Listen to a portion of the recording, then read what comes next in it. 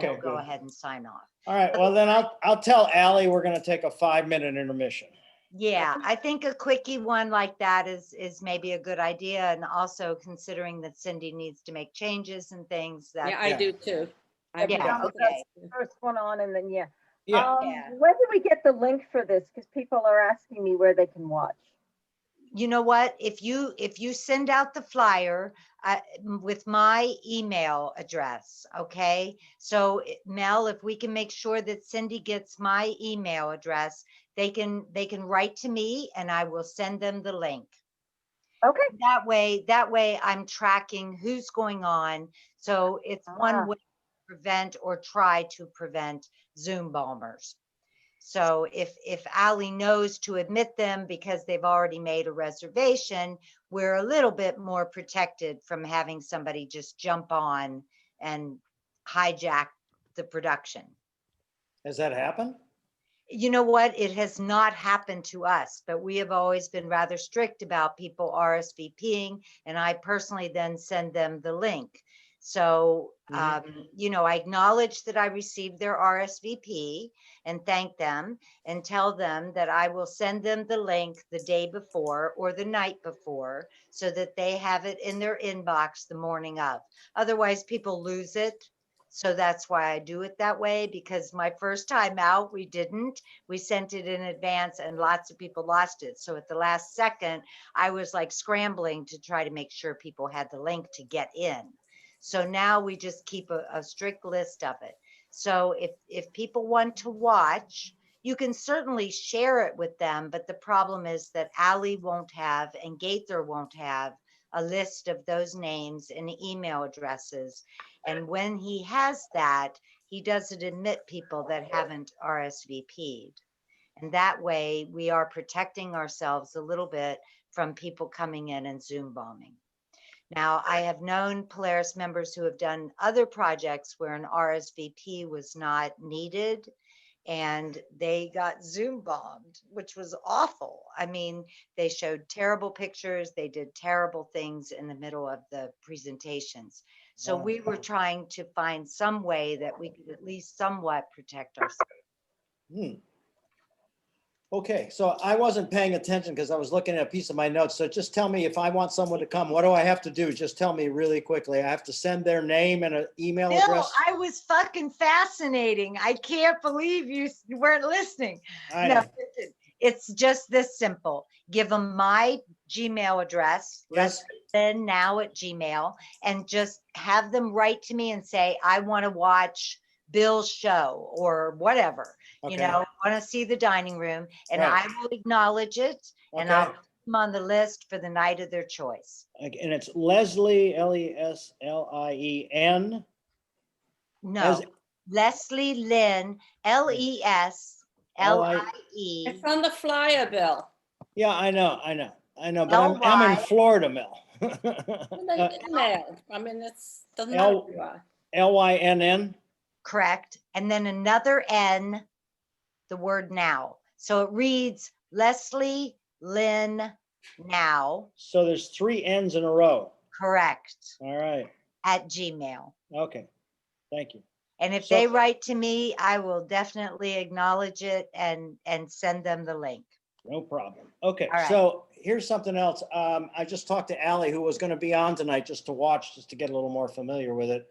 But she doesn't feel well, so she's not going to be on. So she sent me a note that said, whenever the inner scene placards are up, you know, the placards that are going to divide the scenes, you will not, if you have your script on the screen, and I hope you don't anyway, but if you have your script on the screen, that it will disappear when the placard goes up, and when the scene comes back, it will come back.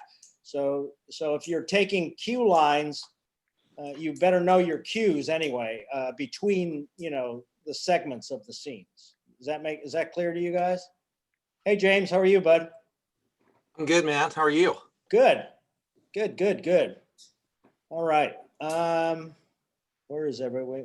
Happy New Year. Happy New Yes, Year. New Year. I got to tell you, I had such cabin fever. You know, I drove 18 hours and I drove to Florida. I drove every hour of the 18 hours through sometimes sheets of rain. And I had the best time of my life. You usually dread a drive like that, but to be outdoors and to see all that scenery flying by at 75 miles an hour, it was fucking exciting. It really was great. You were looking forward to a gas station bathroom. I know. Oh yeah. You got it. Something different. Yeah. Okay, Cindy, you're trying to put your screen up, aren't you, sweetheart? There you go. Okay. So tonight, all we're going to do is just deal with you guys. I'm just dealing with the acting tonight. So we'll just, I'll call where the scenes are cut and you guys go ahead and do your practice of your entrance and entrances. But I'm just basically, I just want to see where you all are. John, unmute yourself for a second. Good. So do any of you have any questions before we start? Oh, this is in the last scene, but I just want to get your opinion. Hang on.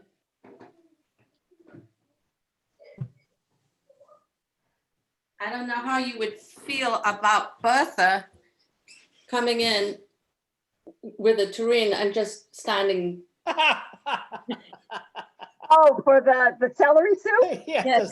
does that laugh answer your question? Good. The only thing is, I will have to click the video and then pick it up, but I think that's okay. Yeah, I think that's okay. Yeah, Oh, good. yeah, I think that'll be good. Good. Okay. It's huge. It's Huge, yes. Vasily, you're looking good Right on again. my Nice to face. see you with two eyes. Yeah. Yeah, now you Yeah, can see I'm now swollen. yeah, you look great. Great. And this is all of your first character. It's not your first character outfit, right, John? James, this is not your first character outfit, right? I've been focusing on getting my technical set up. I'm using my iPad tonight. My computer's in the shop getting the speaker fixed. So Okay. I'm not really, I'm gonna try and show you some of the stuff you asked me to do, but I don't have all my costumes Okay. handy All right. right now. Like I said, I'm not going to worry about it, but I was hoping to get some idea, and I will from some of you. And then Thursday night, you're just going to have less time to react if it's not exactly what we need. So that's the only negative side of that. I'm sure what you decided because we talked about it. And if you have any more questions, just let me know. Yeah. Yeah.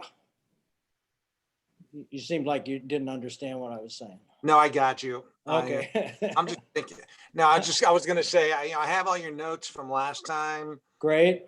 And I got a skull cap. Great. I think I bought everything that I needed to buy based on Yeah. your notes. Okay. And maybe I'll be able to do some costume changes, but Okay. since I have time in between, so I'll do my best. Okay, well, I mean, the only reason that I wanted that stuff here tonight was so that you would get an idea of how much time you have between scenes to change what you have to change and do what you have to do.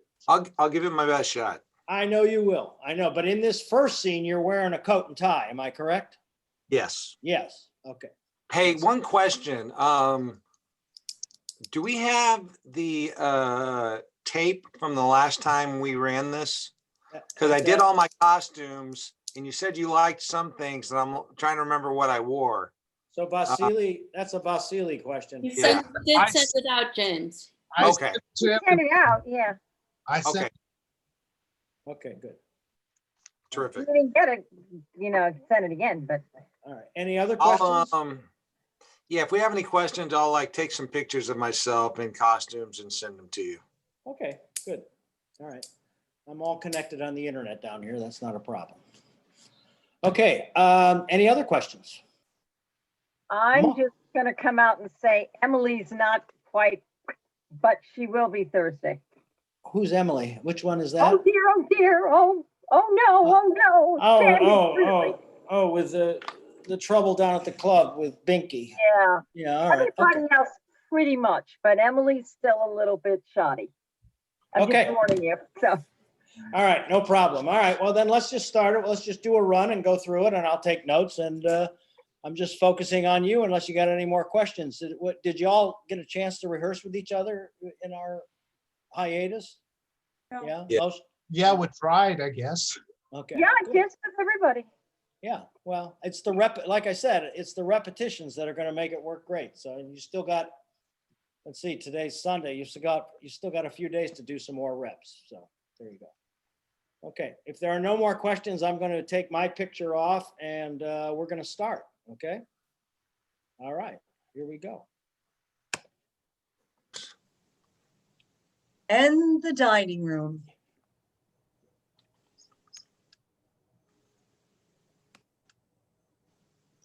Wait a minute, wait. Something happened here. Yeah, mine went off without my turning it off. And now I'm on again and I haven't turned it on. Okay, there. Okay, now I see you guys now. Jesus Christ. Okay. Start video. There I am. Now I'm going away. There we go. Okay, I think we're okay. Shit, I lost it again. Sorry. I don't know what's going on. I don't know what's going on. Well, this thing has been working funny since we all got on. Should we get off and come back? I don't know. I don't know what to do. What's wrong, Bill? Oh, What is wait a wrong? minute. Well, I'll tell you what's wrong. Okay, now maybe because I wasn't on when I clicked my picture off, nothing came up but, a graphic, it wasn't what I needed up. So I'm going to try it again. It's See- because everyone's off. Oh, okay. Then I'll shut up and we'll move Right, on. I think we're okay. All right. Thank you so much. And fire away. And the dining room. Oh, boy. You see how these rooms were designed to catch the early morning light? So all I'm saying to you guys, we have to stop is because that graphic is still up. They haven't Yeah, come up but yet. we don't turn on our video Oh, a couple of fuck lines me. in. All right. Start again. Thank you. Here we go. And the dining room. Oh, boy. You see how these rooms were designed to catch the early morning light? I'll say, wow. French doors, lovely garden, flowering trees. Do you like gardening? I used to. Imagine having an early morning breakfast in this room. Yeah, as opposed to instant coffee on Eastern Airlines. Exactly. This is a room after my own heart. I grew up in a dining room like this. Same sort of furniture, everything. So did I. Well, here we are. Welcome home. How much are they asking again? Make an offer. I think they'll come down. Yeah, the trouble is we'll never use this room. Oh, now. No, I'm serious. We won't. The last two houses I lived in, my wife used the dining room table to fold the laundry. Oh, dear. Probably ought to show me something more contemporary. I mean, something farther out. How long do we have to find you a home? One day. And how long will the corporation keep you here after we found it? 6 months to a year. Oh, definitely farther out. You can look at the kitchen on the way out.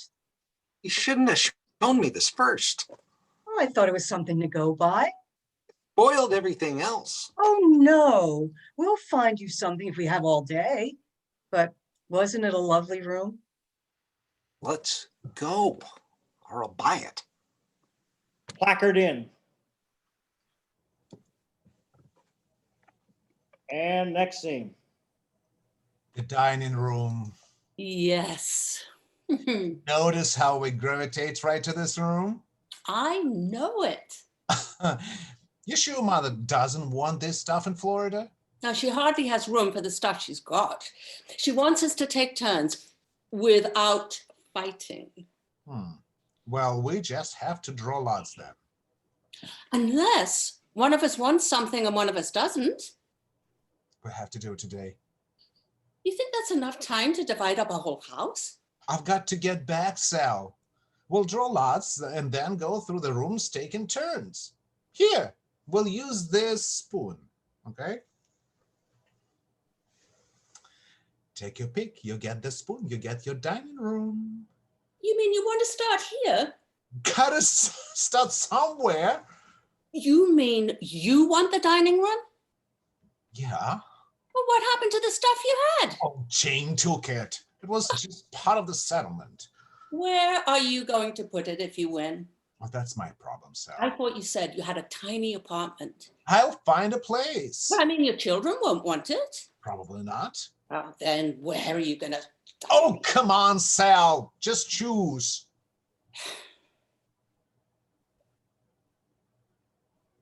You don't want it. Of course I want it. I mean, you already have a perfectly good dining room. Not as good as this. You mean you want 2 dining rooms? No, I'd give our old stuff to Debbie. To Debbie. She's our oldest child. Does Debbie want a dining room? She might. And a condominium? She might. In Denver. She just might, Oh, I Arthur. don't want to fight. With hand.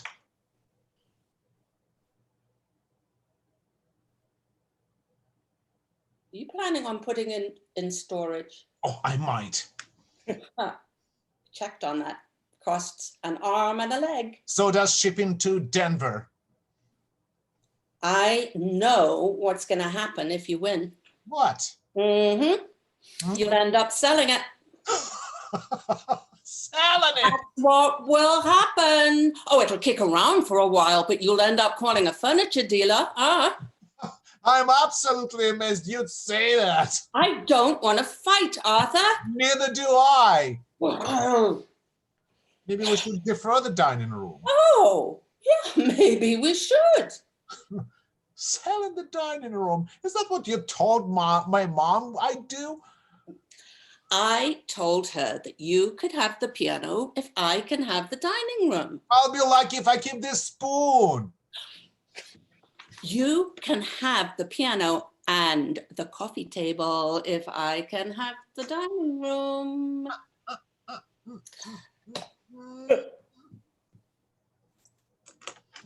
And placard in. Go.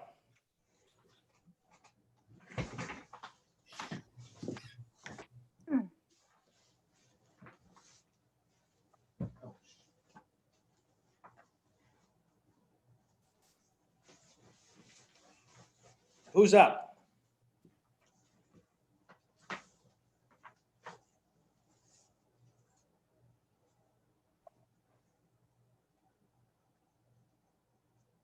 Annie, Yes, sir. did I find a seed in my orange juice yesterday morning? I strained it, sir. I'm sure you did, Annie. Nonetheless, I think I may have detected a small seed. I'll strain it twice, sir. Seeds can wreak havoc with the digestion, Annie. Yes, sir. They can take root and grow. Yes, sir. I'm sorry, sir. Daddy, Yes, good morning, Lizzie Boo. can Charlie and me, Charlie and I. can Charlie and I come and sit with you while you have your breakfast? You certainly may, Lizziekins. I'd be delighted to have the pleasure of your company, provided, I Yippee! said, provided you sit quietly without leaning back in your chairs and don't fight or argue. He says we can. You may, sweetheart. Morning, Daddy. Good morning, Dad. Here's your cream, sir. Thank you, Annie. You're welcome, sir. Dad, Hmm? when do we get to have fresh cream and shredded wheat? When you grow up, that's when. I'll tell you one thing. If there's a war, no one gets cream. If there's a war, we'll all have to settle for the top of the bottle. Mother said she was thinking about having us eat in here with you every night. Yes, your mother and I are both thinking about that. And we're both looking forward to it. As soon as you children learn to sit up straight, then I see no reason why we shouldn't all have a pleasant meal together every evening. Can we try it tonight, Dad? Could you give us a test? No, Charlie, not tonight, because tonight we're giving a small dinner party. But I hope very much you and Liz will come down and shake hands. Oh, I get so shy, Dad. Well, you'll just have to learn, sweetie pie. Half of life is learning to meet people. What is the other half, Dad? Was that a crack? No, Dad. That was a crack, wasn't it? No, Dad, really. That sounded very much like a smart guy wisecrack to me. And people who make cracks like that don't normally eat in dining rooms. I didn't mean it as a crack, Dad. Then we'll ignore it. We'll go on with our breakfast. Your car's here, Lizzie, for school. Okay. Thank you, Annie. Thank you, Annie. Bye, Daddy. Goodbye, darling. Don't be late. Say good morning to the driver. Sit quietly in the car. Work hard. Run, run. Dad, can I read the funniest?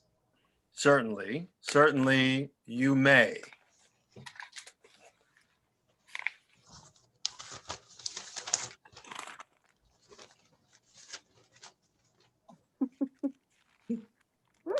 This may not mean very much to you, but the government is systematically ruining this country. Miss Kelly told us about the government. Oh, really? Well, I don't remember any Miss, who is Miss Kelly, pray tell? She's my teacher. I don't remember any Miss Kelly. She's new, Dad. I see. And what's she been telling you? She said there is a depression going on. I see. People all over the country are standing in line for bread. I see. So the government has to step in and do something.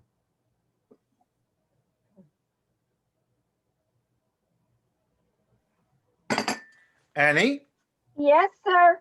I'd very much like some more coffee, please. Yes, sir. You tell Miss Kelly she's wrong. Why? I'll tell you exactly why. If the government keeps on handing out money, no one will want to work. And if no one wants to work, there won't be anyone around to support such things as private schools. And if no one is supporting private schools, then Miss Kelly will be standing on bread lines along with everybody else. You tell Miss Kelly that, if you please. Dad, Hmm? could we leave a little early today? We'll leave when we always leave. But I'm always late, Dad. Nonsense. I am, Dad. Yesterday I had to walk into assembly while they were still singing the hymn. A minute or two late. Everybody looked at me, Dad. You tell everyone to concentrate on that hymn. I can't, Dad. It's the new stoplight on Richmond Avenue. It affects our timing. No, it's not just the new stoplight, Dad. Sometimes I come in when they're already doing arithmetic.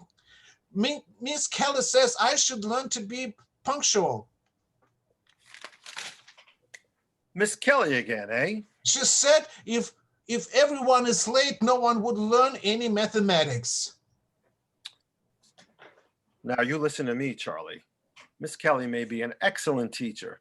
Her factoring may be flawless, her geometry beyond question. But Miss Kelly does not teach us politics, nor does she teach us how to run our lives. She is not going to tell you or me to leave in the middle of a pleasant breakfast and get caught in the bulk of the morning traffic just so that you can arrive in time for a silly hymn. Long after you've forgotten that hymn, long after you've forgotten how to factor, long after Miss Kelly, you will remember these pleasant breakfasts around this dining room table. And here is your mother to prove it. Good morning, dear. Good morning, Charlie. I know people who leap to their feet when a beautiful woman enters the room. Oh, that's all right, dear. I also know people who rush to push in their mother's chair. Thank you, dear. And finally, I know people who are quick to give their mother the second section of the morning paper.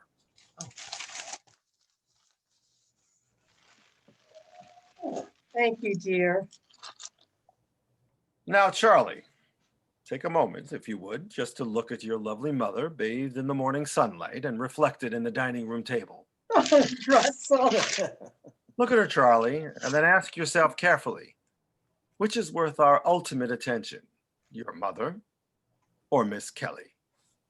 Who's Miss Kelly? Never mind, dear. Which Charlie? My mother.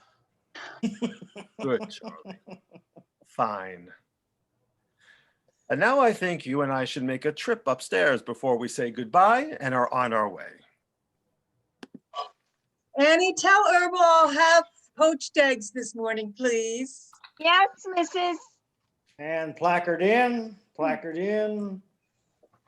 and go.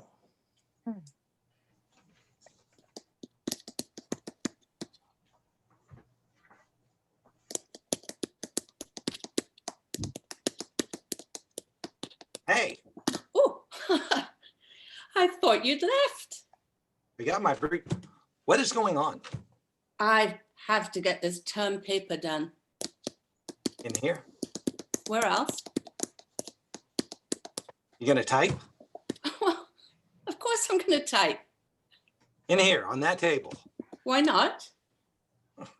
You're gonna sit there banging a typewriter on my family's dining room table Why not? because it wasn't designed for it. That's why. Oh, Howard.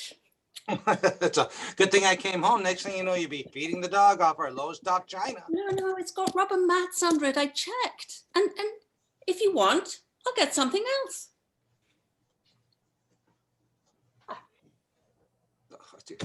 You're not gonna use those mats. I thought I would, yes. Those are good lace mats. Oh, Howard, we haven't used Those them. are extremely good lace mats. Mother got those in Italy. Well, all right. I'll use these. Mind if I use these? We put pots on them. We can certainly put a typewriter.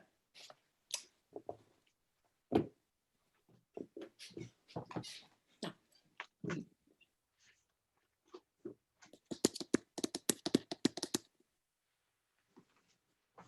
Don't you have a plane to catch? It's kind of hard trying to work when your husband's hovering over you like a helicopter. Well, it's kind of hard to leave when your wife is systematically mutilating the dining room table. I'll be careful, Howard. I swear.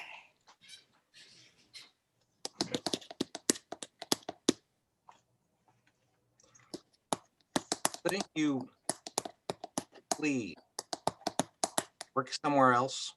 I'd like to know where, please. What's wrong with the kitchen table? It wouldn't work. Last time the kids got peanut butter all over my footnotes. I'll set up the bridge table in the living room. Nope, doesn't work. I just have to move every time you and the boys want to watch a game of football. I mean, you're just gonna leave all that stuff there? I thought I would, yes. All that shit, It's a all in term the dining room. It's a term paper, Howard. It's crucial for my degree.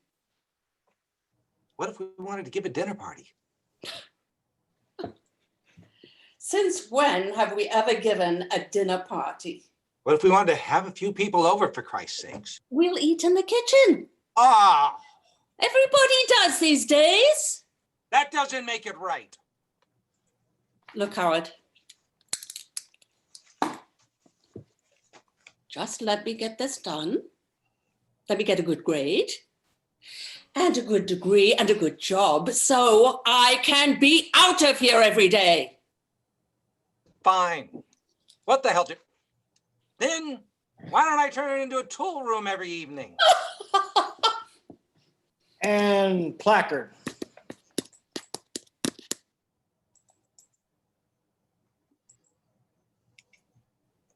Next scene.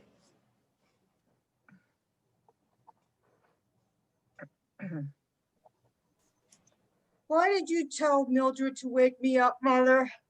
Just let me finish this grocery list. I mean, it's Saturday, Mother.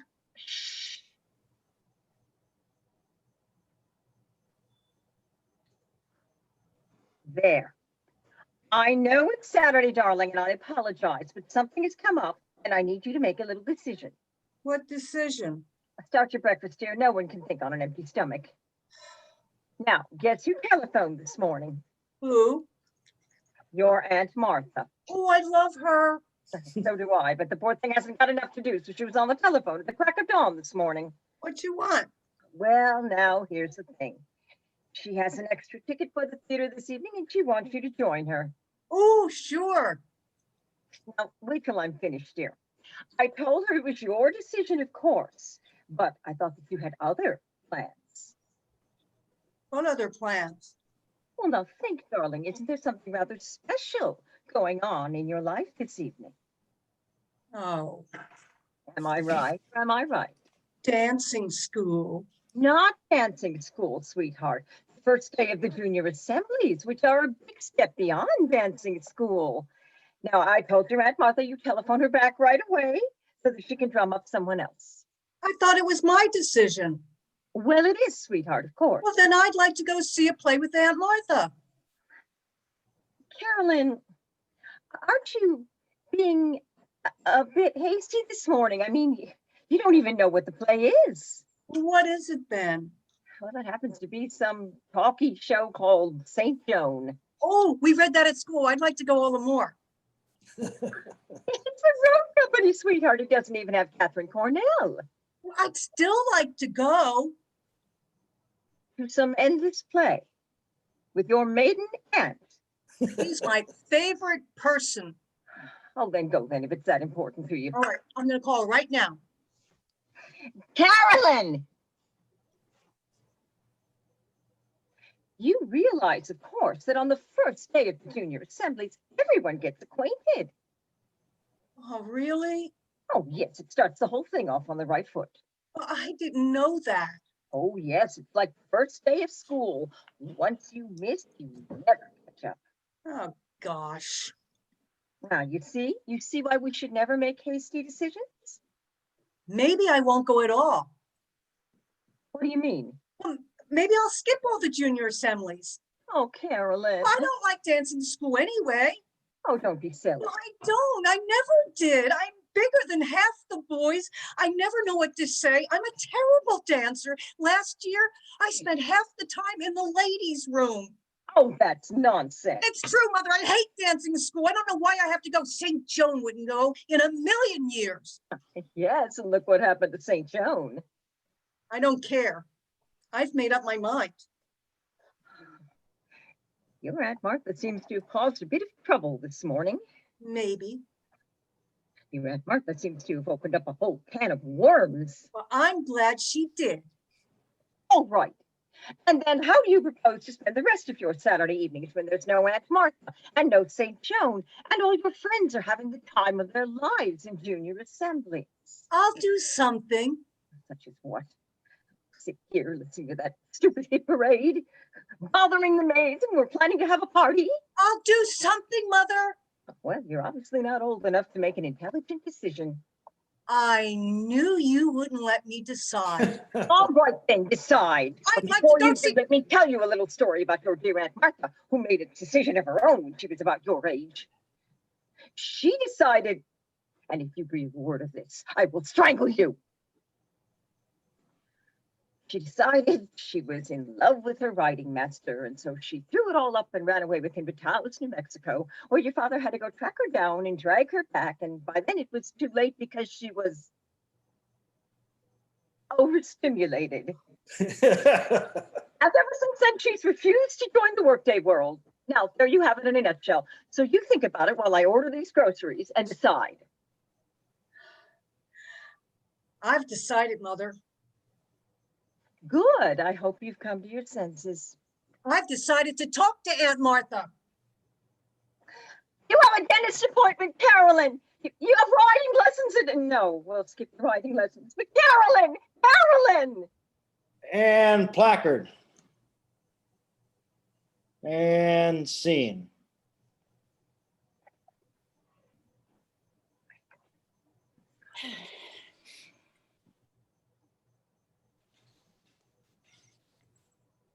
Oh, Oh, Michael. You scared me out my skin. I wanted to. Oh, your mother said you were sick this morning. I am. So sick you couldn't go to school. I am, Aggie. I upchucked twice. Then you get right straight back to bed. How come you didn't do my room yet? Because I thought you were sleeping. I just been lying there, Ag, waiting. Well, I've got more to do ever since Ida left. I've got the polishing, I've got the downstairs lavatories, and I've got all the beds besides. My mother says you want to leave us. When did she say that? Last Thursday, on your day off, when she was cooking dinner. She said, now there's a war, you're looking for a job with more money. Is that true, Ag? Maybe. Money isn't everything, Aggie. Listen to him now. You can be rich as a king and still be miserable. I mean, look at my Uncle Paul. He's rich as Croesus, and yet he's drinking himself into oblivion. What do you know about all that? I know a lot. I eat dinner here in the dining room now. I listen, and I know that my Uncle Paul is drinking himself into oblivion. And Mrs. Williams has a tipped uterus. Here now, you stop that talk. Well, it's true, Ag, and it proves that money isn't everything, so you don't have to leave us. It's not just the money, darling. Then what, Ag? Don't you like us anymore? Oh, Michael. Don't you like our family? Mikey, Are you still mad at me for peeking at you in the bathtub? you stop that talk. That's enough now. What is it, Ag? How come you're just leaving us? Because I don't want to do domestic service no more. Why? Because I don't like it no more, Mike. That's because Ida left and you have too much to do, Ag. No, darling. I'll help you, Ag, I swear. I'll make my own bed and I'll pick up my towel and I'll try to be more careful when I pee. Oh, Lord love you, lads. No, really, I will. And I'll tell my parents not to have so many dinner parties, Ag. I'll tell them to give you more time off. I'll tell them to give you all day Sunday. No, darling. I'm serious, Ag. I know, darling. I know. Well, when will you be going then, Ag? As soon as your mother can find someone else. Can't find anyone, Aggie. Oh, she will. Says She will. She can. No, they keep showing up with dirty fingernails and dyed hair. So, you got to stay, Ag. You just can't leave people in the lurch. I'll stay till you go away for the summer. You're going to get married, aren't you, Ag? Maybe. The guy you told me about from church? Maybe. You're going to have children? You will. I know you will. You'll have a boy of your own. Will you come back to see us? Oh my, yes. You won't, Ag. I will, surely. You'll never come back, Ag. I'll never see you again. Never. Come here, Mike. No. Come give Aggie a big hug. No, why should I? Just a little squeeze for old time's sake, eh? No. Go hug your own kids, Agnes. I've got work to do. I got a whole stack of homework to do. I'm missing a whole day of school. Michael? Placard in. And next scene. Okay, there is your dining room, Doctor. Look at those French doors. I'm looking. I'm also thinking about the heat loss. Big room. Light room. Commodities room. One of the reasons we bought the house. And one of the reasons we should consider breaking it up. Breaking it up. Now, bear with me. What say we turn this room into an office for you and waiting room for your patients? I thought we planned to open the maids' rooms on the 3rd floor. Oh, hold on. Relax. The patient trusts the psychiatrist, doesn't he? Why can't the psychiatrist trust the architect? Now, there is the ground plan of your house, okay? Here's what you're stuck with for the moment. And here, with these approximate dimensions, is your dining room. Okay? I see. Now, just suppose, we started with a clean slate. Suppose we open this up here, slam a beam in here, break through here and here, blast out this, blast out that, and what do we have? I'm not quite sure. Well, we don't have a dining room anymore. That's what we don't have. But where would we eat? Here, right here, look. I'm putting in an eating area. Here's the fridge, the cooking unit, Cuisinart, butcher block table, chrome chair. See, look at the space, the floor. Wife cooks, kids sets the table, you stock the dishes. All right here, democracy at work in your own house. Now, let's review your day. You come down to the breakfast. Everybody's fixing his or her thing, eggs, cornflakes, Pop-Tarts, whatever. You eat, chat, read the paper, say goodbye, come in here to go to work. Do you have a nurse or a receptionist? No, I'm a very humble shrink. Well, you come in here to the receptionist room. Maybe just the magazines on the table here, maybe add your newspaper to the pile.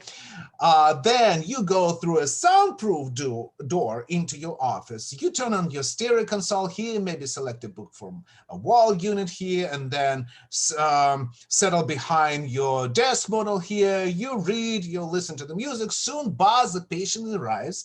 You turn off the music, put aside your book, and buzz him in through the soundproof door. He flops on the couch right here. Tells you his dreams. You look out the window here. He leaves. You write him up, buzz in the next. Soon it's time for lunch. You go in here, have lunch with the wife or one of the kids, and maybe scroll back in here for a nap. More buzzes, more patience, and soon it's time for a good, easy cooperative supper with your family. But not in the dining room. No, not in your dining room.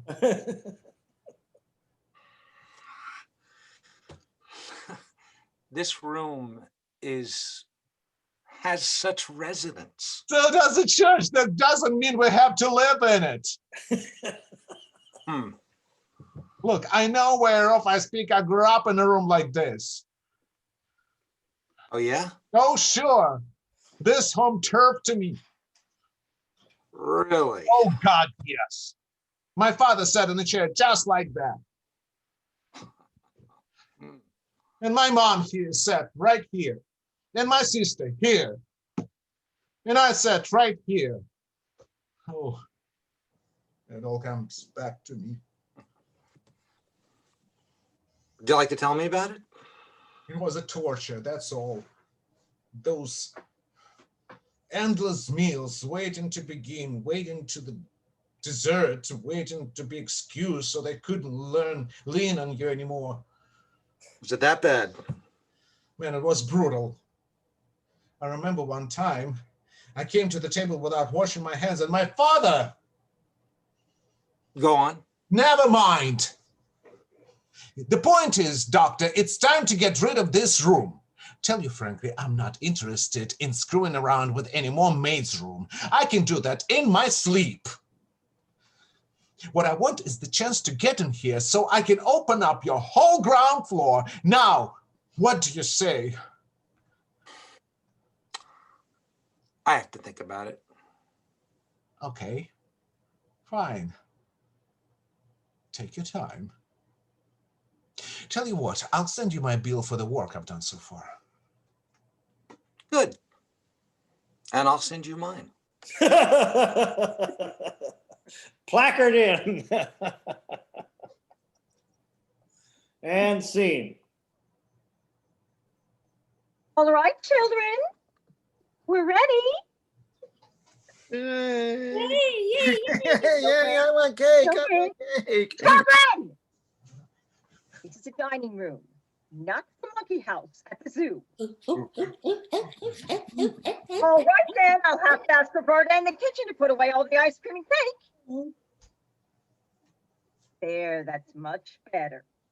Now, I want everyone to go out of the room and turn around and come back in the right way and go out quietly. Quietly. That's it. Turn around, come back in, come in as if you are your mommies and daddies coming to a lovely dinner party. No, no, no, let Pinky come in first because it's her birthday and she's the hostess. Good. Now, Pinky, you sit at the head of the table. Yes, and Billy, Billy, you sit next to Winky. It should be boy, girl, boy, girl. Yes, that's right. Now, what do we do with our napkins? That's right, we tuck them under our chin, and then we put on our party hats. Can the boys wear their hats in the house? Yes, they can, Brewster, because this is a special occasion. And sometimes on special occasions, the rules change. Yay! I think sometimes. Oh. I mean, some of the rules. Oh, there's my daddy. Where, Billy? Jim? There we go. Hi. Hi. Hi, Bill. What brings you here?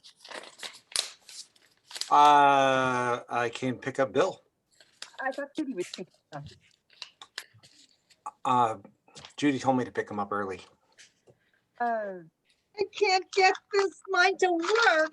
No. No help for Brewster. Little boys should help little girls. Where's Frank? Playing golf. Where else? Winky's birthday? Don't get me started, please.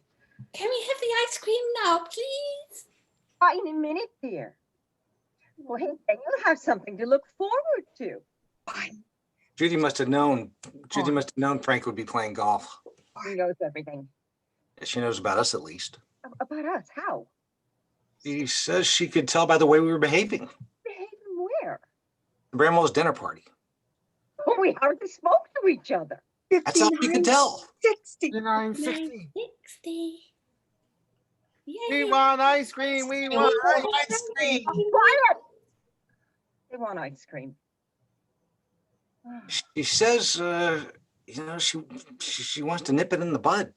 She said she just wants to just get out in front of it. ice cream. Ice cream. Ice Ice cream. All right, children, you win. Yay! Now, Roberta is working very hard because she also has a dinner party this evening. So who would like to help bring things out? Me. Okay, I'll tell you what. Winky, you bring out the ice cream, and Sandra, you bring out the cake. Oh, yippee. Yippee! Now, Brewster and Winky, you will also have other responsibilities. For instance, when they bring out the cake, Brewster, what will you do? Sing the song? Yes, that's right, Brewster. Now you watch the door, and as soon as they come out, you start singing. So what are we going to do? She says she's thinking about telling her father about us. Her father. I mean, he'd fire me immediately. What if he did? I'd be out of a job, Peggy. Oh, you could get another. Where? Doing what?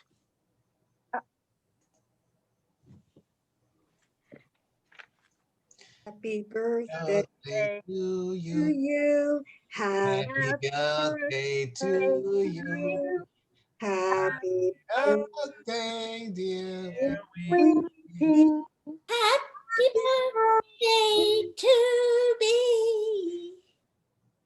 Yay! Hey. Now, I'm sorry.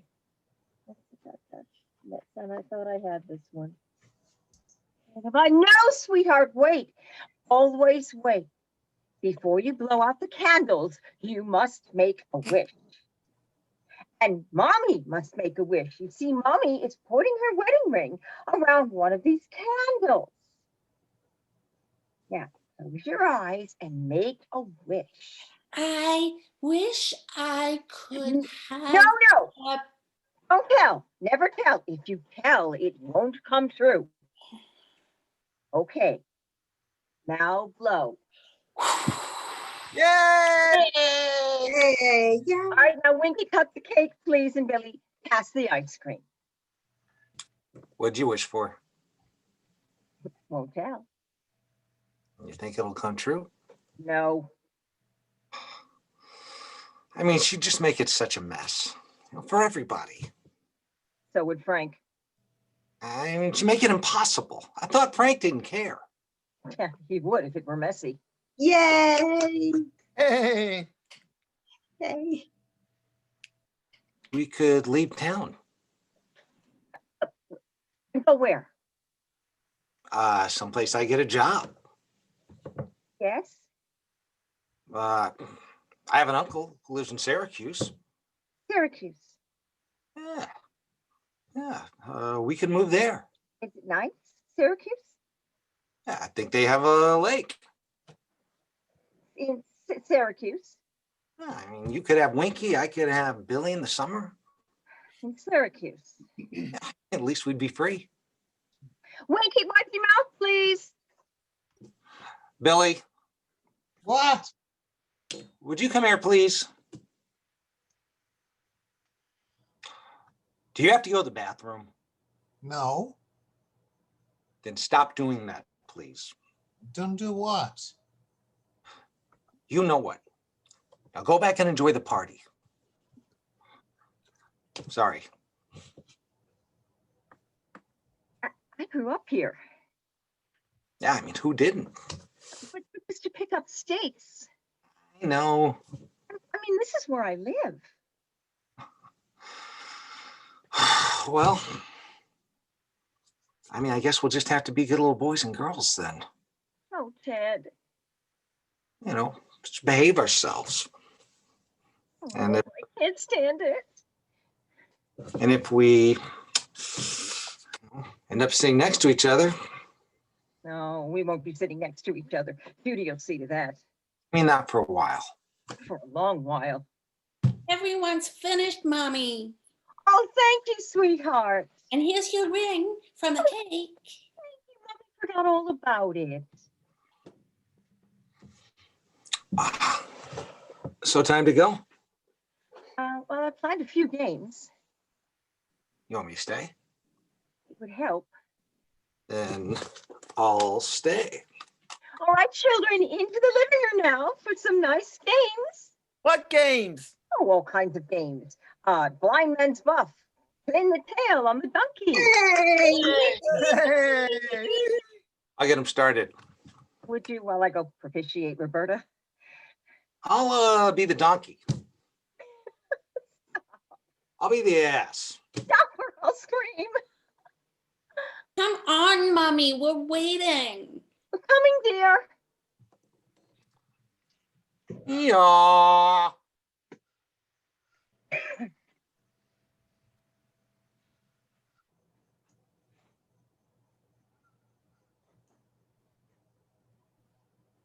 Grandpa?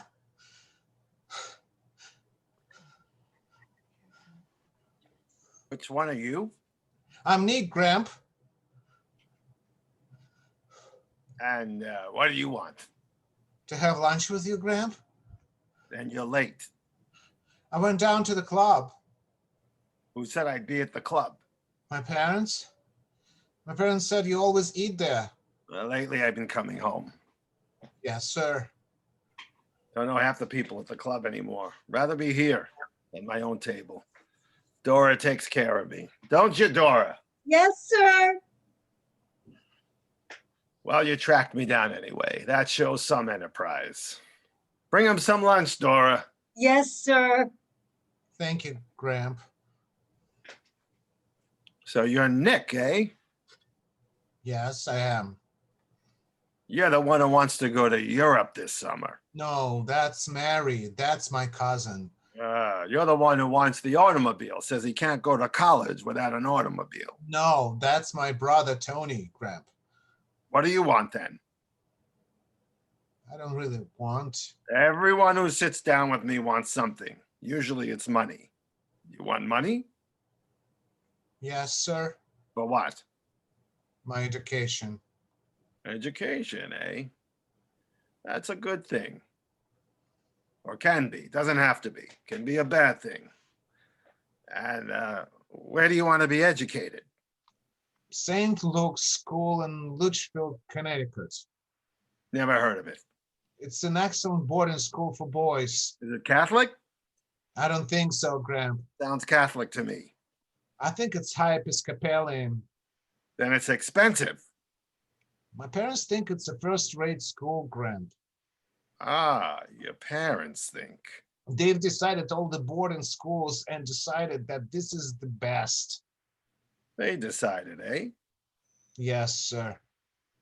And they decided you should get your grandfather to pay for it, huh? Yes, sir. Another one leaving the nest, Dora, Oh, yes, sir. and taking a piece of the nest egg. Yes, sir. Why don't you stay home? Me? You. Oh, because I want to broaden myself. You want to what? I want to broaden my horizons. My horizons need broadening. I see. And I'll meet interesting new friends. Don't you have any interesting friends here? Oh, sure, Graham. I do. I have interesting friends right here. I know a man who makes boats in his basement. I know a woman who plays golf with his wife. But I'll meet different types, Graham, from all over the country. New York, California. Why would you want to meet anyone from New York? Well, they're more sophisticated, Graham. They'll buff me up. They'll what? Mother says I need buffing up. You think he needs buffing up, Dora? No, sir. Dora doesn't think you need buffing up. I don't think you need buffing up. You'll have to give us better reasons. Well, they have advanced Latin there. I see. And? And an indoor hockey ring. Yes. And? And beautiful grounds and surroundings. Don't we? Don't we have beautiful grounds and surroundings? Why do we have to go away to have beautiful surroundings? I don't know, Graham. All I know is everyone is going away these days. Everyone's going away. Hear that, Dora? Everyone's going away. An awful lot of people are going away. I didn't go away. I know, Graham. Didn't even go to Country Day. I went to old PS 36 down on Huron Street. Yes, Graham. Didn't finish either. Father died and I had to go to work. Had to support my mother. I know that, Graham. My father didn't go to school at all. Learned Greek at the plow. Told us how, Graham. Yes, well, I didn't do too badly. Without a high Episcopalian boarding school and an indoor hockey rink. But you're a self-made man, Graham. Oh, is that what I am? And what are you? Don't you want to be self-made? Or do you want other people to make you? Hmm? What do you got to say to that? Oh, I don't know. Everyone wants to go away. Me, I went away twice. Took 2 vacations in my life. First vacation, took a week off from work to marry your grandmother. Went to Hot Springs, Virginia. Bought this table. Second vacation, Europe, 1928. Again with your grandmother. Hated the place. Knew I would. Miserable meals. Took a trunk load of shredded wheat along. Came back when it ran out. Back to this table. They're all leaving us, Dora. Scattering like birds. Yes, sir. We're small potatoes these days. Oh, yes, sir. This one wants to go to one of those fancy in New England boarding schools. He wants to play ice hockey indoors with that crowd from Long Island and Philadelphia. He'll come home with marbles in his mouth. We won't understand a word, Dora. Yes, sir. We won't see much of him, Dora. He'll go visiting in New York and Baltimore. He'll drink liquor in the afternoon and get mixed up with women who wear lipstick and trousers and whose only thought is the next dance. And he wants me to pay for it all. Am I right? Graham, no, I don't. I don't want to go, really. I never wanted to go. I want to stay home with all of you.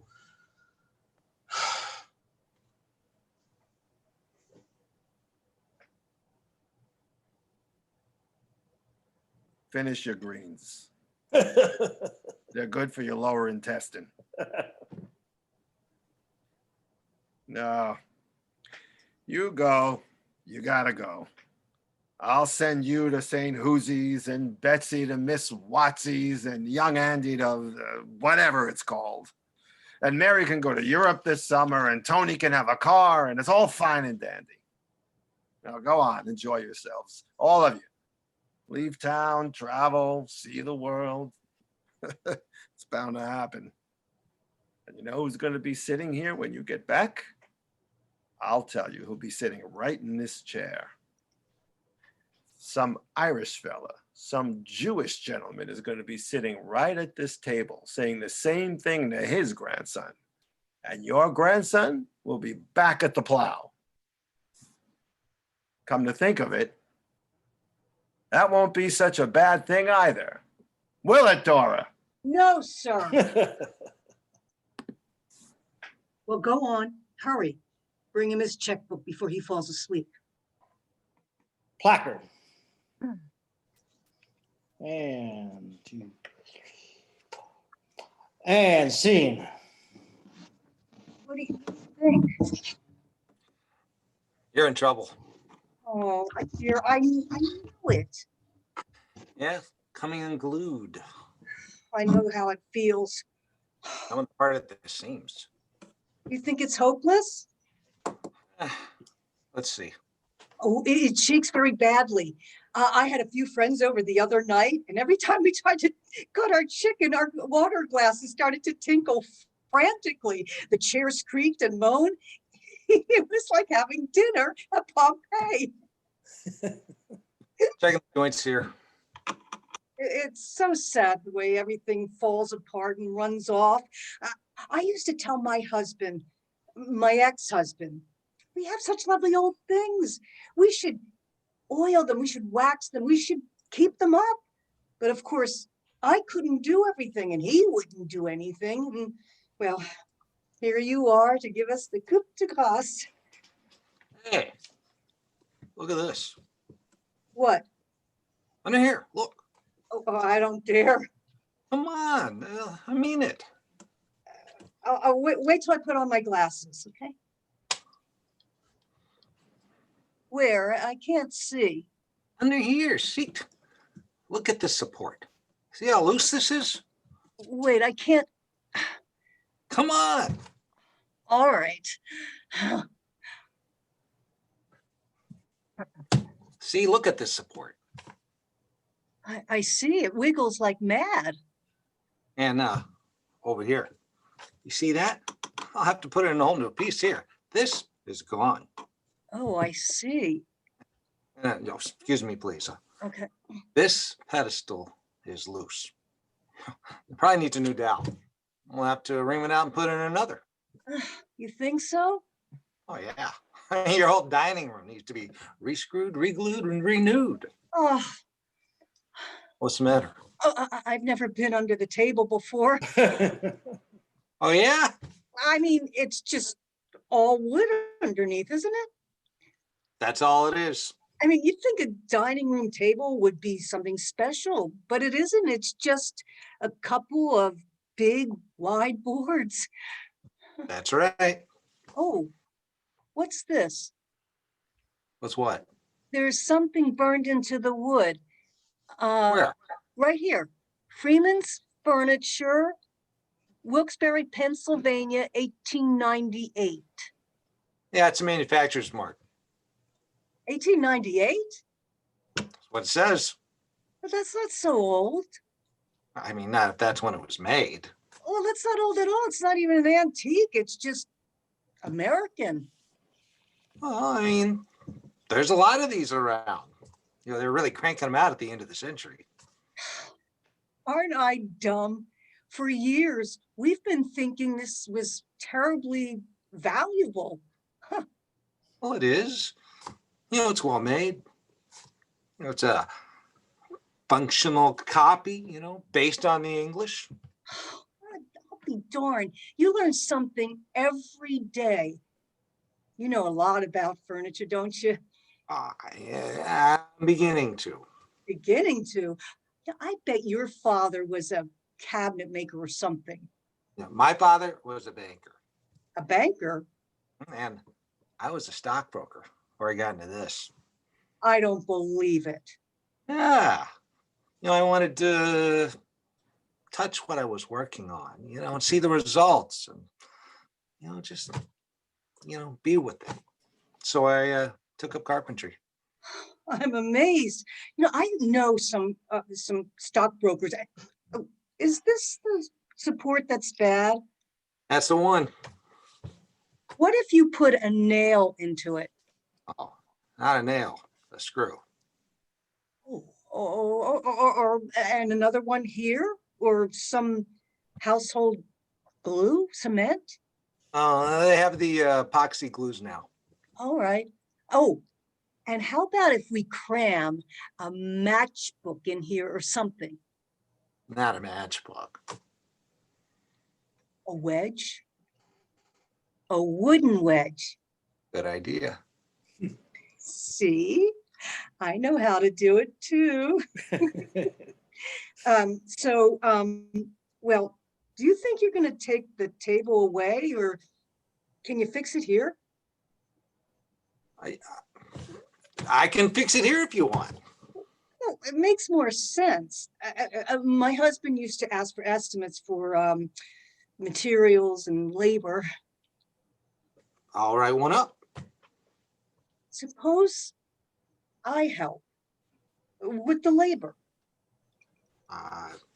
Yeah, it never worked that way before. Oh, I should learn. I shouldn't be so helpless.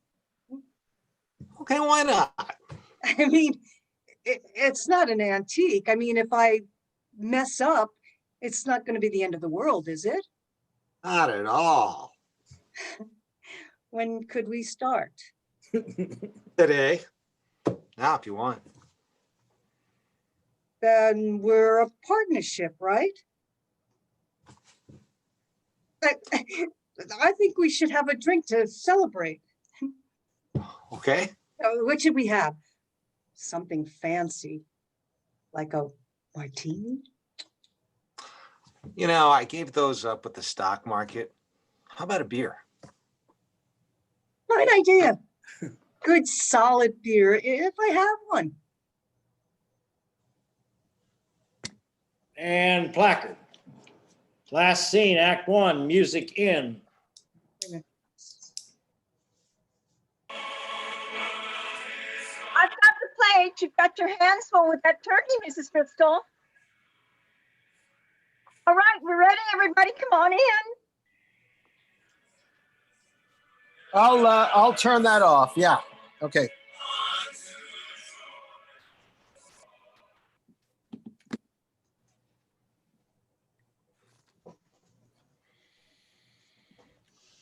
Now, Mother, I want you to sit next to me. What's the matter, Mother? I'm not quite sure where I am.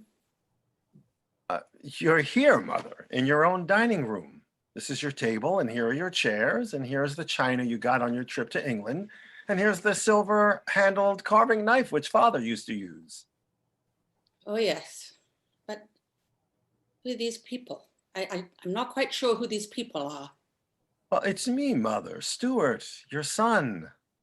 And here's Fred, and Ben, and Nancy, and Beth. We're all here, Mother. I'll get the turkey. It'll help her to focus. Yes. Mrs. Driscoll is here, Mother, right in the kitchen where she's always been. And your grandchildren, all your grandchildren were here, don't you remember? They ate first at the children's table, and now they're out and back playing touch football. You watch them, Mother. Oh, yes. And look, Mother, here's Nancy with the turkey. Put it right over there, Nancy. See, Mother? Isn't it a beautiful bird? And I'm going to carve it just the way Father did and give you a small piece of the breast with a dab of dressing, just as always, Mother. Just as always. And Fred will have the drumstick. Am I right, Fred? And Beth gets the wishbone. And Ben ends up with the Pope's nose. Am I right, Ben? You bet. Save some for Mrs. Driscoll. I always do, Nancy. Mrs. Driscoll likes the second joint. This is all very nice, but I really think that it's time for me to go home. You are home, Mother. You've lived here for 52 years.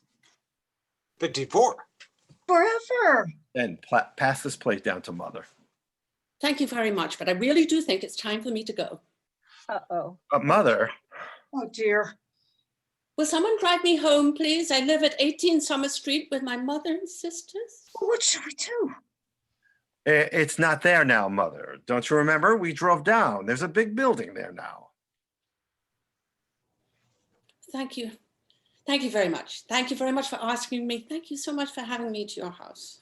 Mother, I'm Fred, Oh, how your nice. son. Yes, how nice. How nice. Yes, I've had a simply lovely time. Thank you. Thank you so much. And I really thank you. I must be going. Thank you.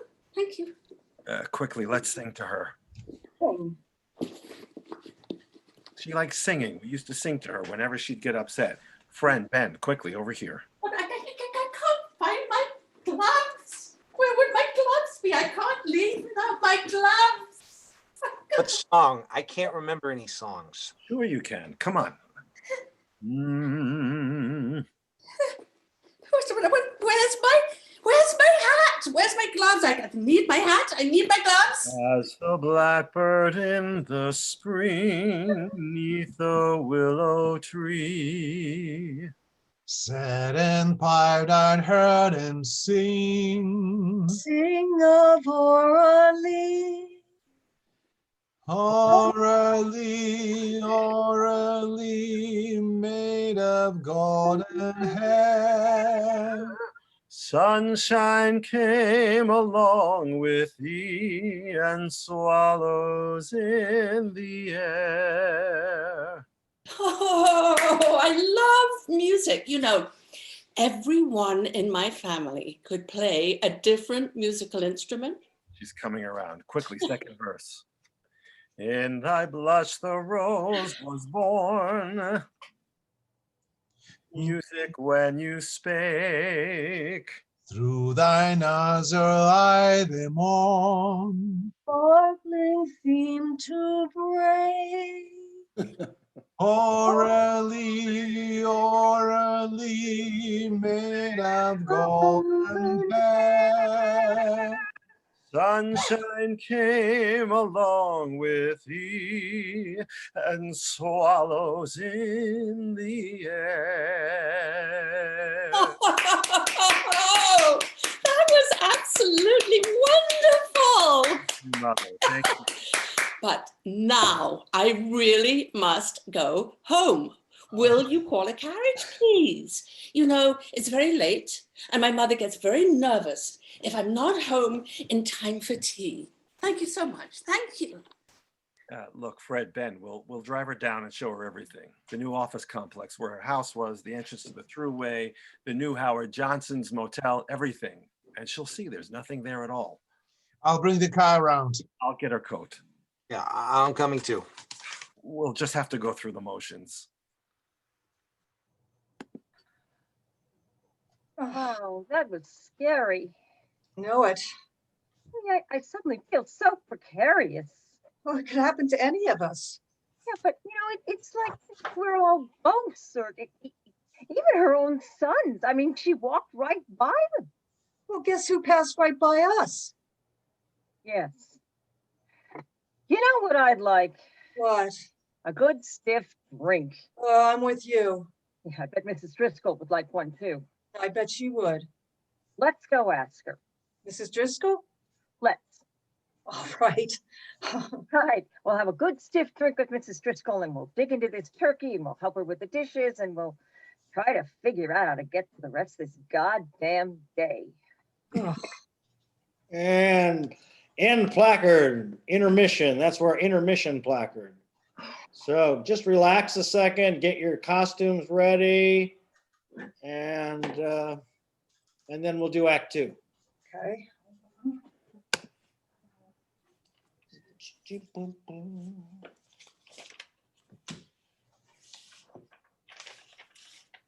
Let me know when everybody's ready. Just say ready.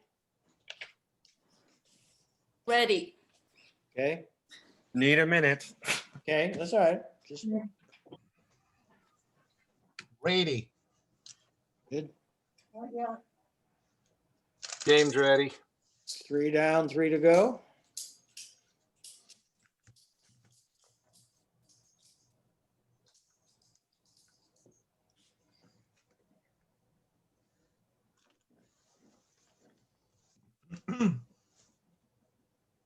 Ready, ready.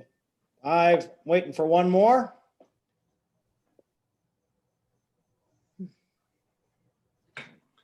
Go ahead, you could start. I don't come in right away anyway. All righty then.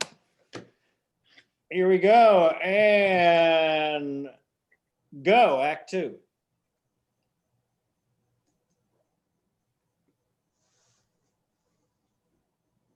Mom? Isn't that where we're starting? Oh, Cindy wasn't ready. Oh, wait, okay. Yeah, John, we couldn't start yet because Cindy wasn't ready. She's got the first line. Yeah, okay, sorry. That's all right. Let us know when you're ready, Cindy. Take your time.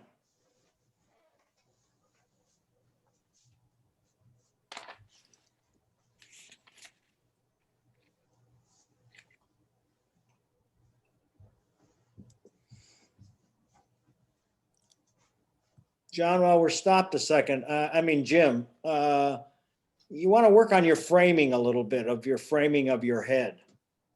Yeah, I realized that. A lot of it's down here. Yeah, I know. Yeah, I realize I'm Okay. getting cut up on the bottom. I can't really adjust it right now though. That's okay. No, just bringing that to light. Also, you're under the table piece of something. You haven't done Oh, that yet. Yeah, I did that I can't remember if I did it in this or I did it in a rehearsal, but I just because I changed my setup, I wasn't able to do it. All right. But I will definitely All right. those are definite notes. Okay, both of- good. Okay, good. Also, John Sanudo. Yes, John? Yeah, I have a note for you. You know when you're reading the paper in that scene with Vasily? yeah. You see my picture. What you want to do is to frame yourself over on one side, and so that the newspaper becomes apparent, and then later you can move into it. But you see the difference in this framing rather than being more center and then the paper being off stage. I thought I did that, and I was trying to, I've got to play with that. That's enough. Oh yeah, that's good enough. Good. Okay. I thought, you mean more like this? Yeah, that's exactly right. That's exactly it. Yeah, John. All Okay. right, I'm ready. All right, Cindy's ready. So I just got 2 notes done from Act 1. All right, hallelujah. All right, let's go. Rock and roll with Act 2, and take it away, Cindy. Mom! Mom! Anybody home? And visuals in. See, I told you, she's not here. Where is she? She works at a boutique 4 days a week. And my father's always out of town in business in Atlanta or Denver, somewhere. Come on, I'll show you where to keep the liquor. My mom's always there when I get home. Always. And if she isn't, my grandmother comes in. In the pantry. Oh, hey, neato. What? This room. Oh, that's our dining room. I know, but it's viciously nice. What did she want? Gin or vodka? You decide. Well, it's more gin, so it's less likely they'll notice. Gin then. You know, the reason there's more is because I put water in it last week. Vodka then? Tell you what, we'll mix in a little of both. Okay. Do you use this room? Oh, sure. Special occasions, huh? When the relatives come to visit? Every night. Every night? Well, at least every night they're both home. Really? Oh, yeah. Every night they're home, my father insists we have to eat in the dining room at 7 o'clock. Here, gin, vodka, fresca. Boys are bringing the pot. Mm. It must be nice eating in here. Oh, yeah. Sure, we have to lug things out and lug things back, and nobody can stop till everything's cold, and we got to carry on a long conversation, and no one can get up till everyone's finished, and it really, really sucks, Helen. It just sucks out loud. We eat in the kitchen. Can you watch TV while you eat? We used to. We used to listen to the local news and weather. But we can't do that anymore because my mother read in Family Circle that TV at meals is bad. And so now we turn on the stereo and listen to semi-classical music. Yeah, that was nice. At least you didn't have to talk. My parents tried eating in the kitchen when I went to boarding school, and I got kicked out. They came back here. I don't know. I think it's supposed to give me some sense of stability. Do you think it does? Oh, shit, no. Just makes me nervous. I get the phone off the hook so no one can call. And my brother gets all itchy about his homework. And when my sister had anorexia, I mean, she had to sit and watch, for God's sakes. And the parents are all bitching through dinner, and it really bites, Helen. It bites the big one. You want another? No thanks. I do. You call the boys. Tell them it's all clear. Okay. Sarah, What? when the boys come, can we have our drinks in here? Dining room? I mean, wouldn't it be cool sitting around this shiny table with Dwayne and Eddie drinking our gin, fresca, and vodka? No, no way. No way. I would get all uptight in here. Look, come on, let's call them. Having boys in the dining room. Jesus, Helen, you really are a wimp sometimes. And placard. And scene.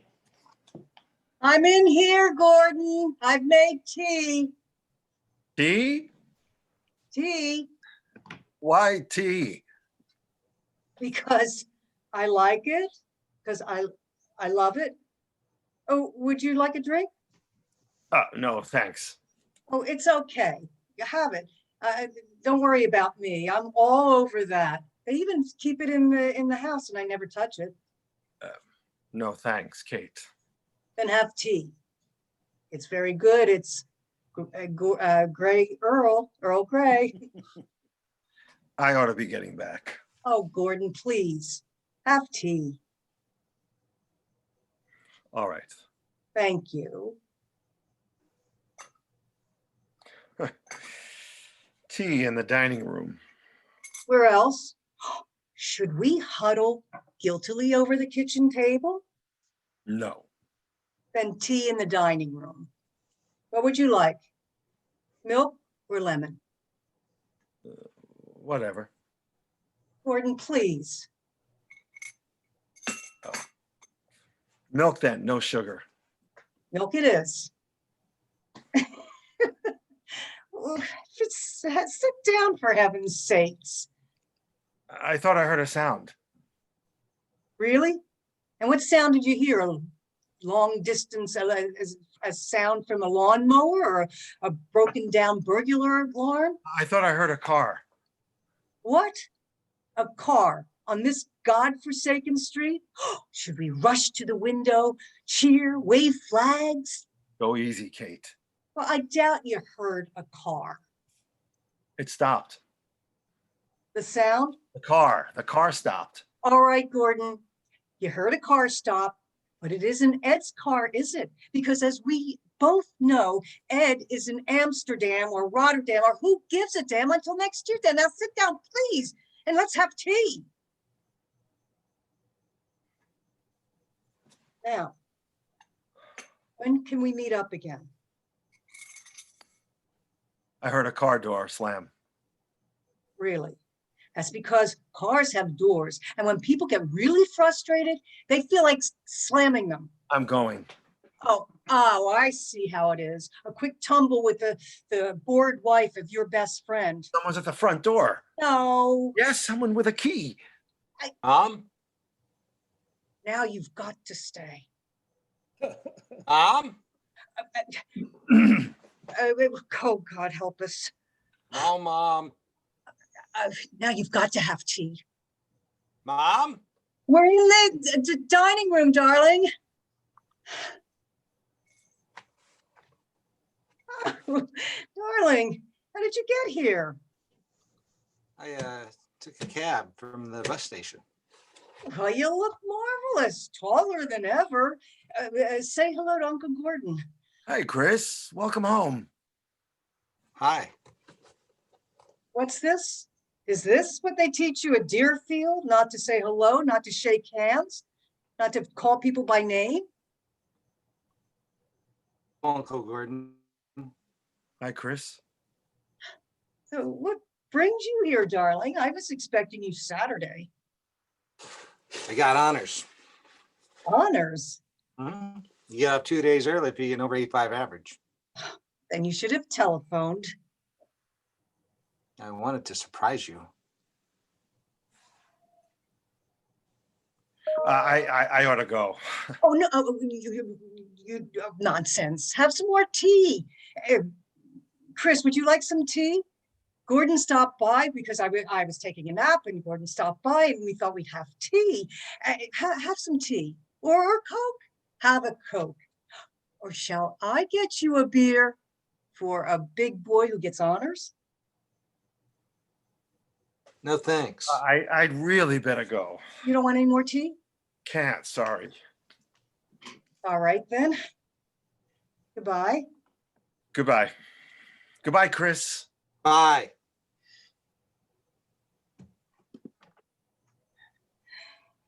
He wanted to talk to me about stocks. I inherited some stocks and he thought I should sell them, so he stopped by. Where's Dad? In Europe, as I thought I wrote you. He'll be home Tuesday. Oh, Mom. What does that mean, pray tell, oh, Mom? I'd like to know, Christopher, what that means. I happen to be having tea. It's a very old custom.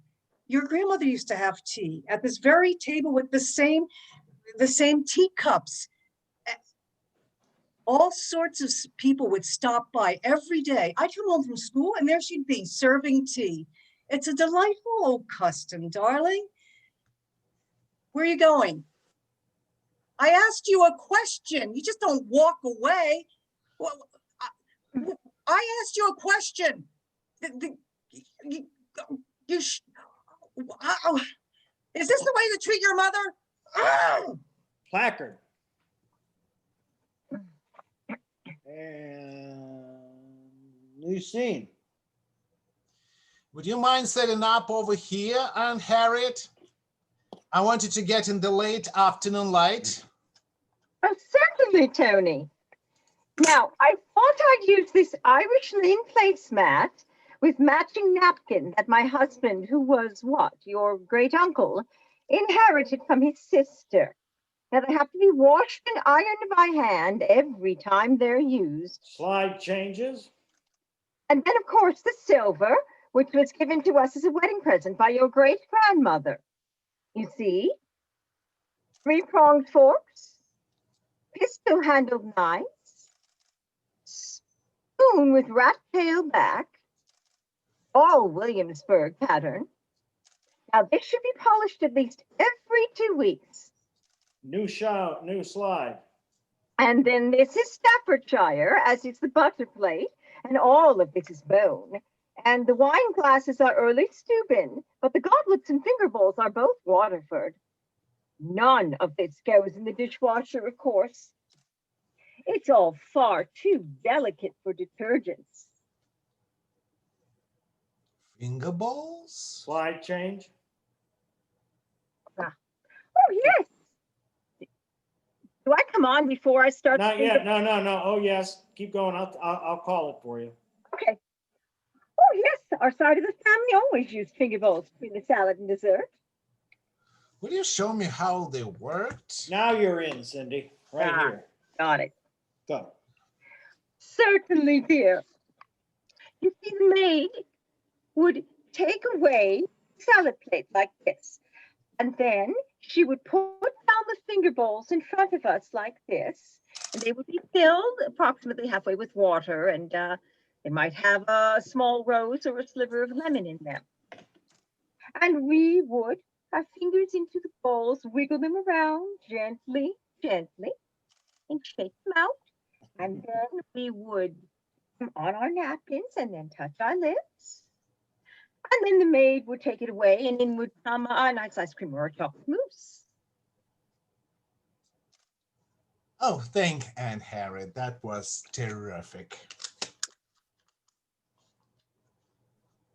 Now, tell me, Tony, what is all this for? I didn't quite understand on the telephone. This is a classroom project for Amherst. A project? In what, pray tell? Anthropology, actually. Anthropology? Oh, heavens, what has that got to do with this?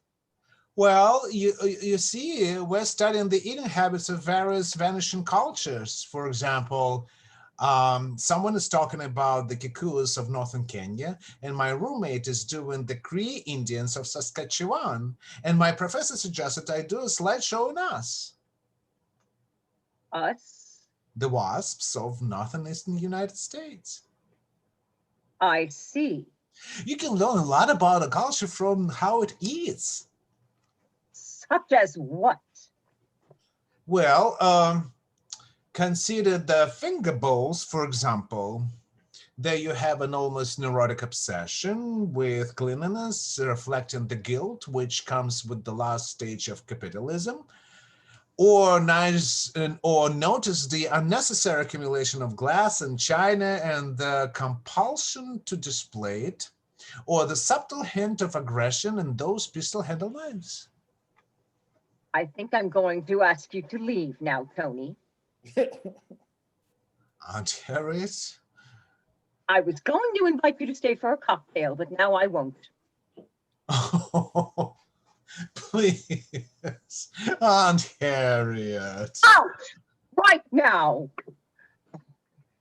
Vanishing culture, my eye! I forbid you to mention my name in your classroom or show one glimpse of my personal property. And I tell your professor that I have a mind to drive up to your school with this pistol-handled knife on the seat next to me and cut off his anthropological balls. And placard. And scene. Where are you going now, Daddy? I think your mother might want a drink. She's reading to the children. That's why she might want one. Oh, she wants no such thing, Daddy. I won't. Now? It's not even 5. Well, let's go see how the Red Sox are doing. Daddy, stop. Stop what? Stop avoiding me. Ever since I got here, we haven't been able to talk. My God, what are you talking about? Seems to me everybody's been talking continuously, simultaneously since the moment you got off the plane. Alone, Daddy. I mean alone, and you know I mean alone. Fine, we'll talk. Right here in the dining room. Good place to talk. Why not? Matter of fact, I'm kind of tired. Been a long day. I love this room. I've always loved it, always. Your mother and I still use it now and then, once a week. You know, Mrs. Robinson still comes in and cooks us a nice meal. We have it in here, still. You know, broilers. I left him, Daddy. Lamb. Oh, well, now, I mean, a little vacation. I left him permanently.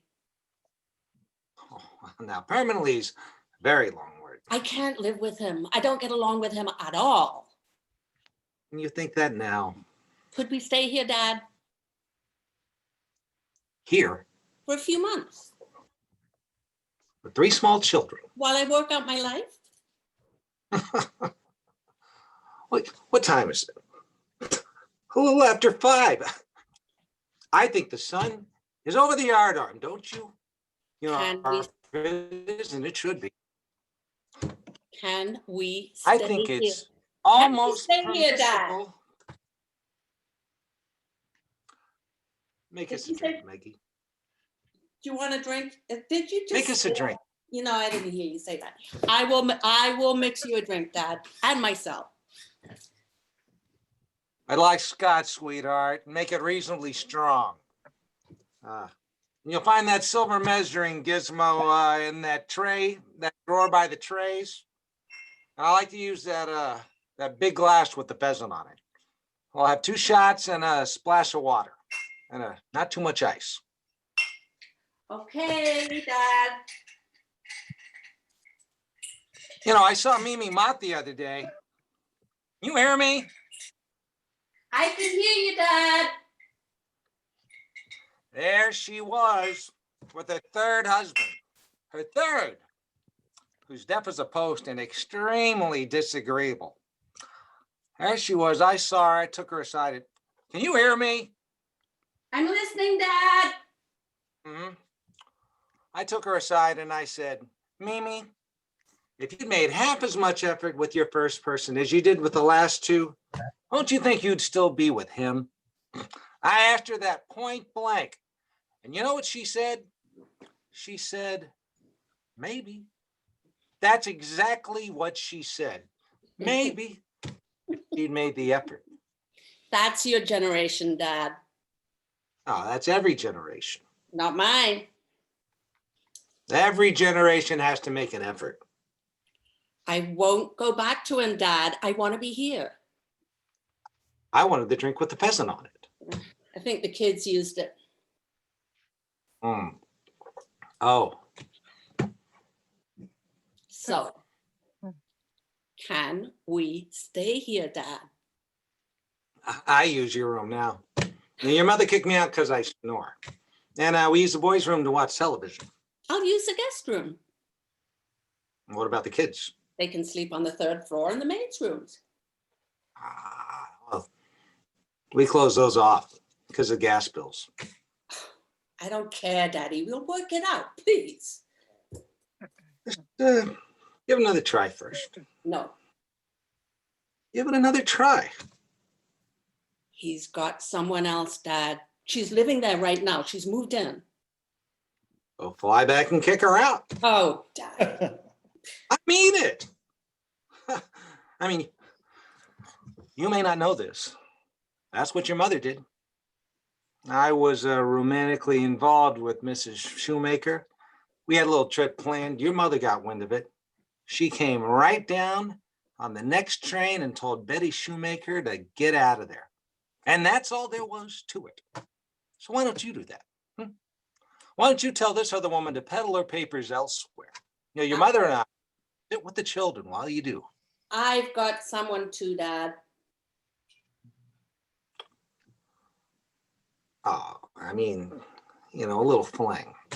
I've been going with someone. Oh, a fling. I've been living with him. Or was your husband? Well, he stayed with his girl. And the children? They came and went. Sounds a little complicated. Oh, it is, Dad. That's why I needed to be here. Let's review the bidding, shall we? You plan to marry this new man? No, You don't love him? no, he's married already anyway. Oh, and he's decided he loves his wife. No, But you've decided you don't love him yes, or your husband. yes. And he loves another woman. No, he lives with another woman. And your children, my grandchildren, come and go amongst these various households. Yes, sort of, yes. Sounds extremely complicated. Oh, it is, Dad. It really is. Well, it seems to me the first thing to do is simplify. That's the first thing to do. You tell the man you're living with to leave. You sue your husband for divorce. You keep your house. You keep your children in their current schools. There's someone else, Dad. Someone else? Someone else entirely. A third person. Yes. What was that movie your mother and I liked so much? The Third Man? It's not a man, Dad. Not a man? It's a woman. A woman. I've been involved with a woman, Dad, and it's not working. And I don't know who I am. And I just need to be here, Dad. I got to touch base. I want to be here. You know what? I need a repair.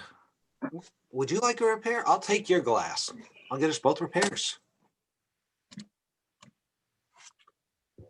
Oh, Dad. I'm all mixed up. I'm all over the ballpark. I'm seeing a crisis counselor. I've taken a part-time job. Oh, and I jog 2 miles a day. And none of it's working. Oh, I want to be here, Dad. I want to take the children to the zoo and to the art gallery and to the museum. You know, I want to do all those things that you and Mother used to do with all of us. Oh, Daddy, I want to start again. I want to start all over again. Oh. Hey, I got one for your mother. You know, why don't we go have a cocktail with your mother and see if we can get the children to sit quietly while we do.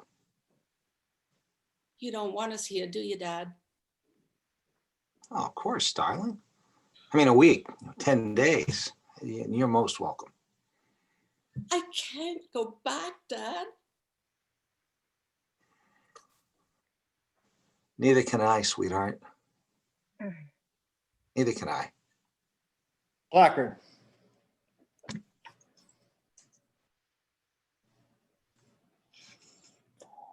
Five and scene.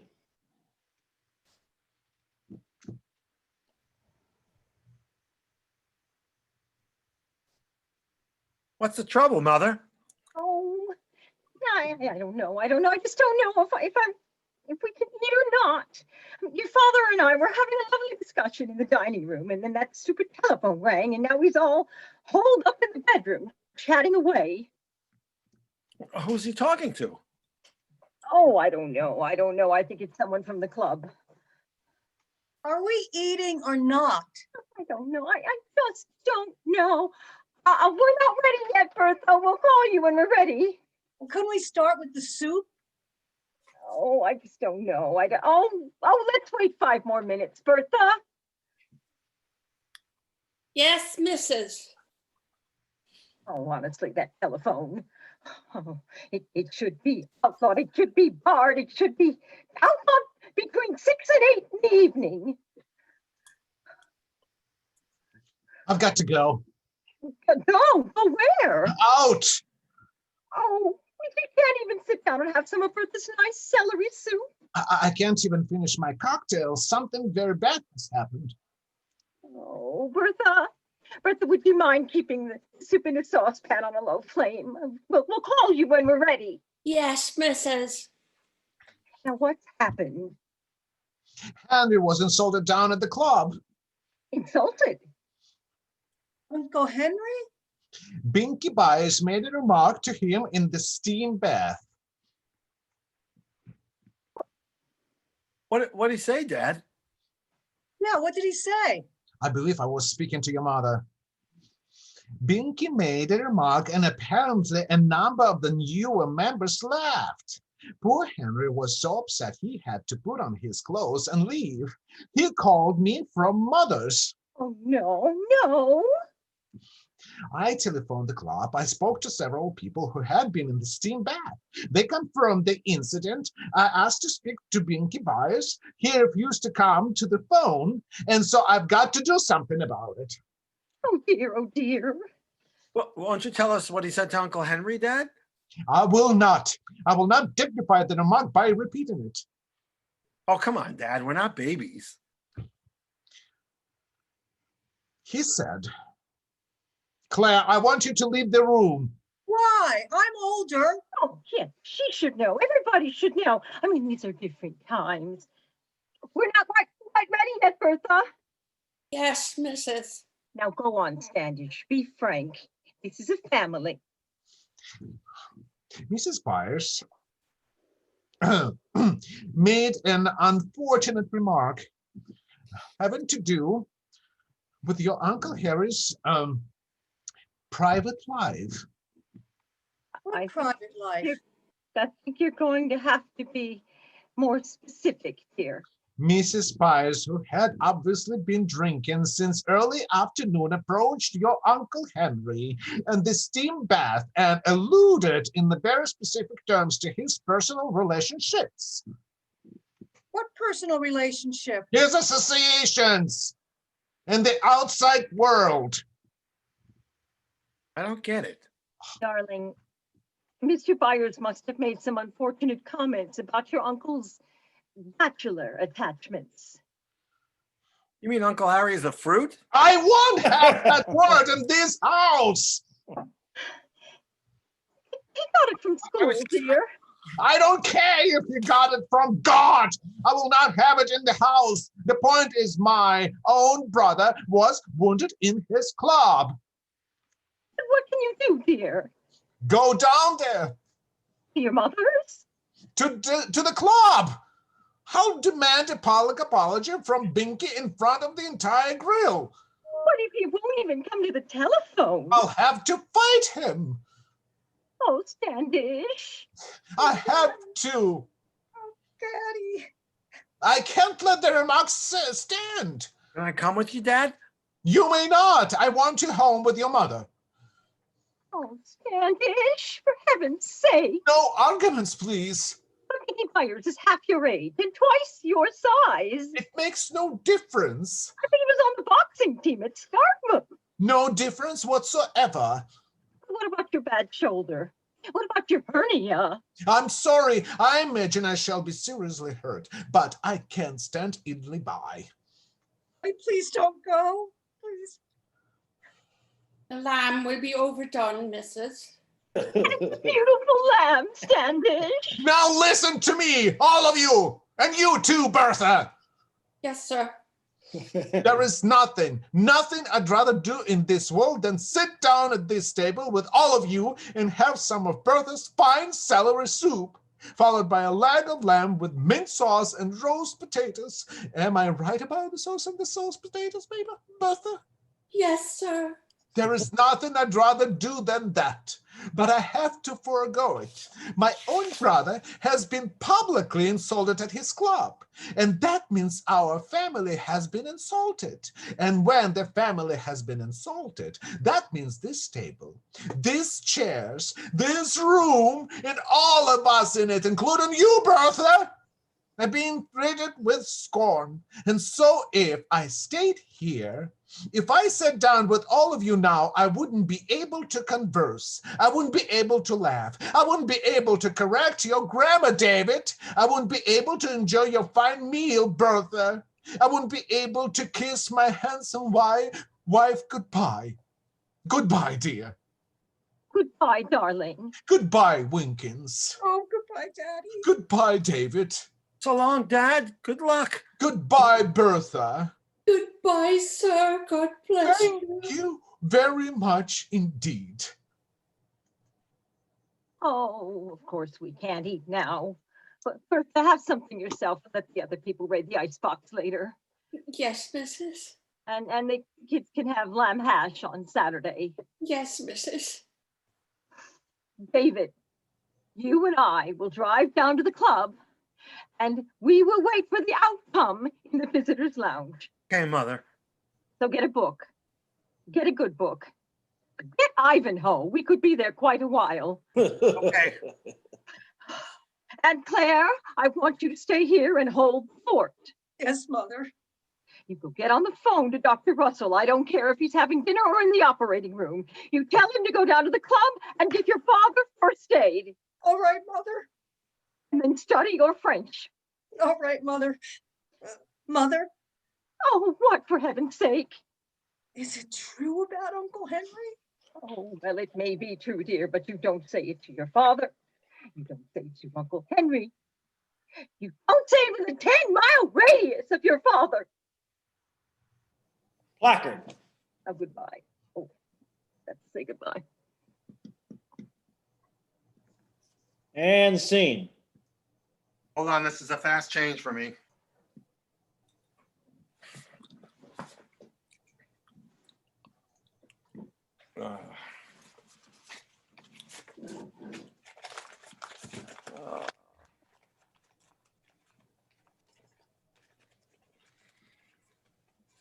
All right, just give me a second.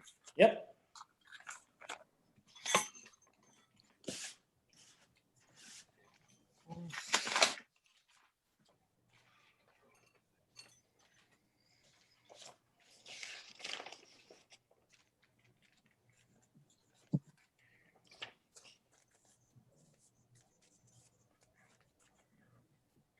Does that mean you're ready? Just a second. All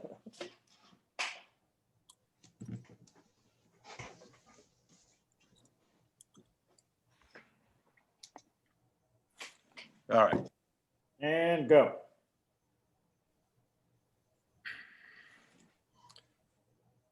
We'll talk in here. No one will disturb us. Nobody comes near a dining room anymore.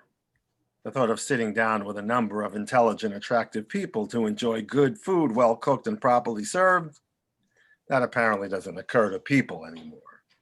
Nowadays, people eat in kitchens or in living rooms, standing around, balancing their plates like jugglers. Soon they'll be eating in bathrooms. Well, why not? Simplify the process considerably. You just sit down somewhere, Pop. Yeah. I'll sit here. We can look out.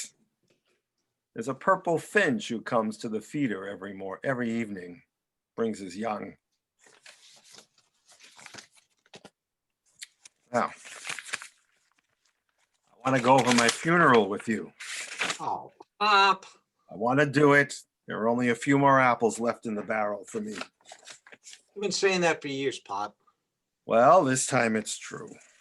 So I want to go over this, please. You're my eldest son. I can't do it without with anyone else. Your mother starts to cry, your brother isn't here, and your sister gets distracted. So concentrate, please, on my funeral. All right, Pop. First, here's my obituary for both newspapers.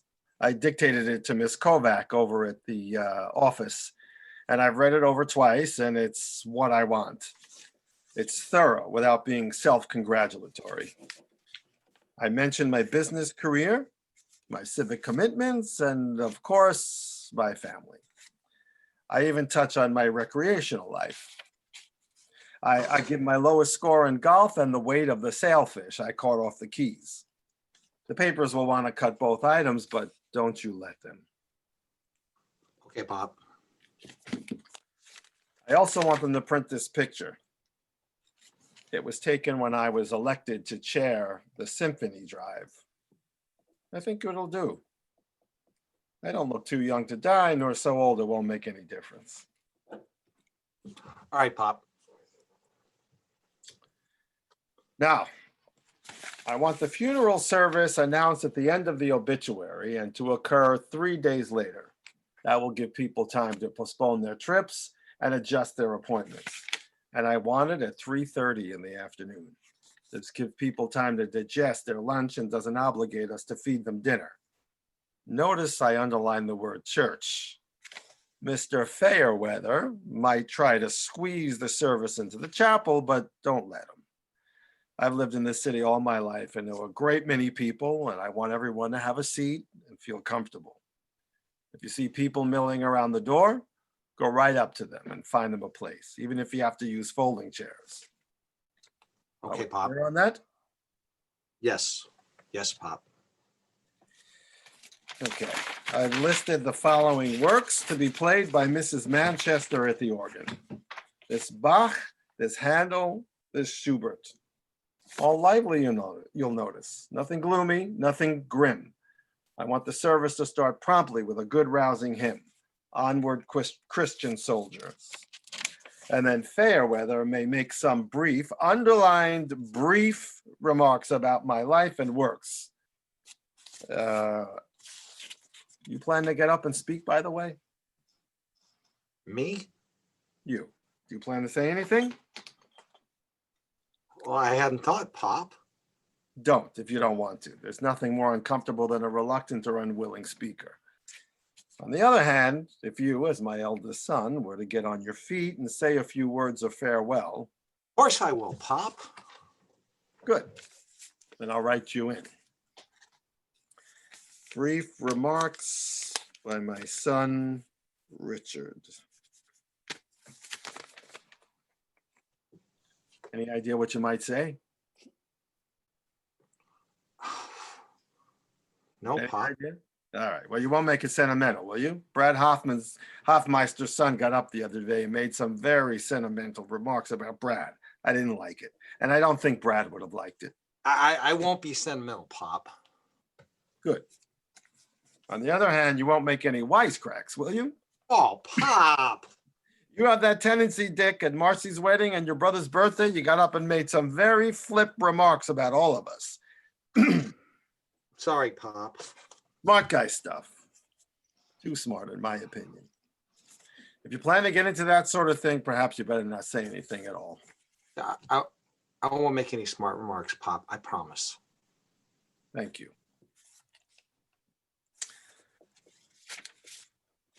Because you love us, don't you? Don't you? Yeah. You love us. You may live 1,000 Yeah, miles away, sure. you have run off every summer. You may be Really, a I do. terrible letter writer, but you love us all just the same. Don't you? You love me. Yeah, Pop, really. Fine.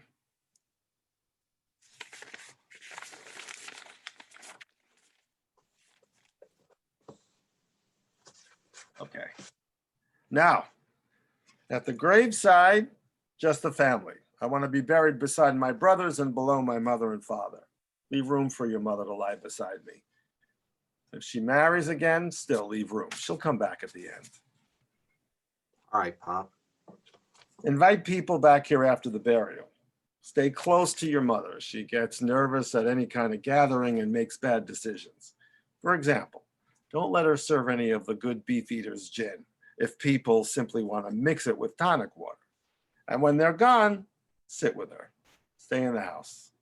Don't leave for a few days. Please. I promise, Pop. And that's my funeral. I'm leaving you this room, you know. After your mother dies, the table and chairs go to you. It's the best thing I can leave you by far. Thanks, Pop. Now, we'll rejoin your mother. I'll put this envelope in my safe deposit box on top of my will and the stock certificates. The key will be in my left bureau drawer. You didn't see the purple finch feeding its young. Oh, I did, Pop. You saw it while I was talking? Yes, I did. Good. I'm glad you saw it. And placard. And scene. Oh, Annie, it looks absolutely spectacular. Thanks, Mrs. Now make sure the stew plates are hot. I always do, Mrs. And let's dismiss the butter balls. Just give each one a nice pat of butter. I'll do butterballs, Mrs. Will you? How nice. Now, keep an eye on the ashtrays. Some people are still smoking between courses and they don't like to be reminded of it. I know, Mrs. Now, let's see. Oh, before the people come, I want to pay you. You. And for Velma in the kitchen. And there's taxi money in there, so you can leave right after you finish cleaning up. Thank you, Mrs. There's a little extra for you, Annie. Just a present for all the wonderful things you've done for the family over the years. Thank you, Mrs. I better check the living room. Oh, yes, Mrs. Annie, I heard something very strange through the grapevine. Mrs. Kelmy told me you won't be available anymore. No, Mrs. Not even for us. We've used you more than anyone. I'm retiring, Mrs. Well, if we need you, if we're desperate, can I still reach you at your nephew's? He's moving away, Mrs. And what will you do? Where will you go? I have my sister in Milwaukee, Mrs. We'll be lost without you, Annie. You'll manage, Mrs. Oh, not like this. We'll never match this. Thank you, Mrs. Oh, I think I heard the bell. Oh, I'll get it, Mrs. Men's coats in the hall, ladies upstairs. Yes, Mrs. Annie? Thank you, Annie. Thank you for everything. You're welcome, Mrs. Lately, I've been having this recurrent dream. We're giving this perfect party, and we've got our dining room back, and grandmother's silver before it was stolen, and Charlie's mother's royal dinner plates before the movers dropped them, and even my finger bowls. I knew where they were, and I've invited all the people all the special people I know, not just our old friends. I mean, everyone we've ever known and liked. We'd have the man who fixes our Toyota, and that young, intelligent couple that bought the Peyton house, and the receptionist at the doctor's office, and the new bank teller.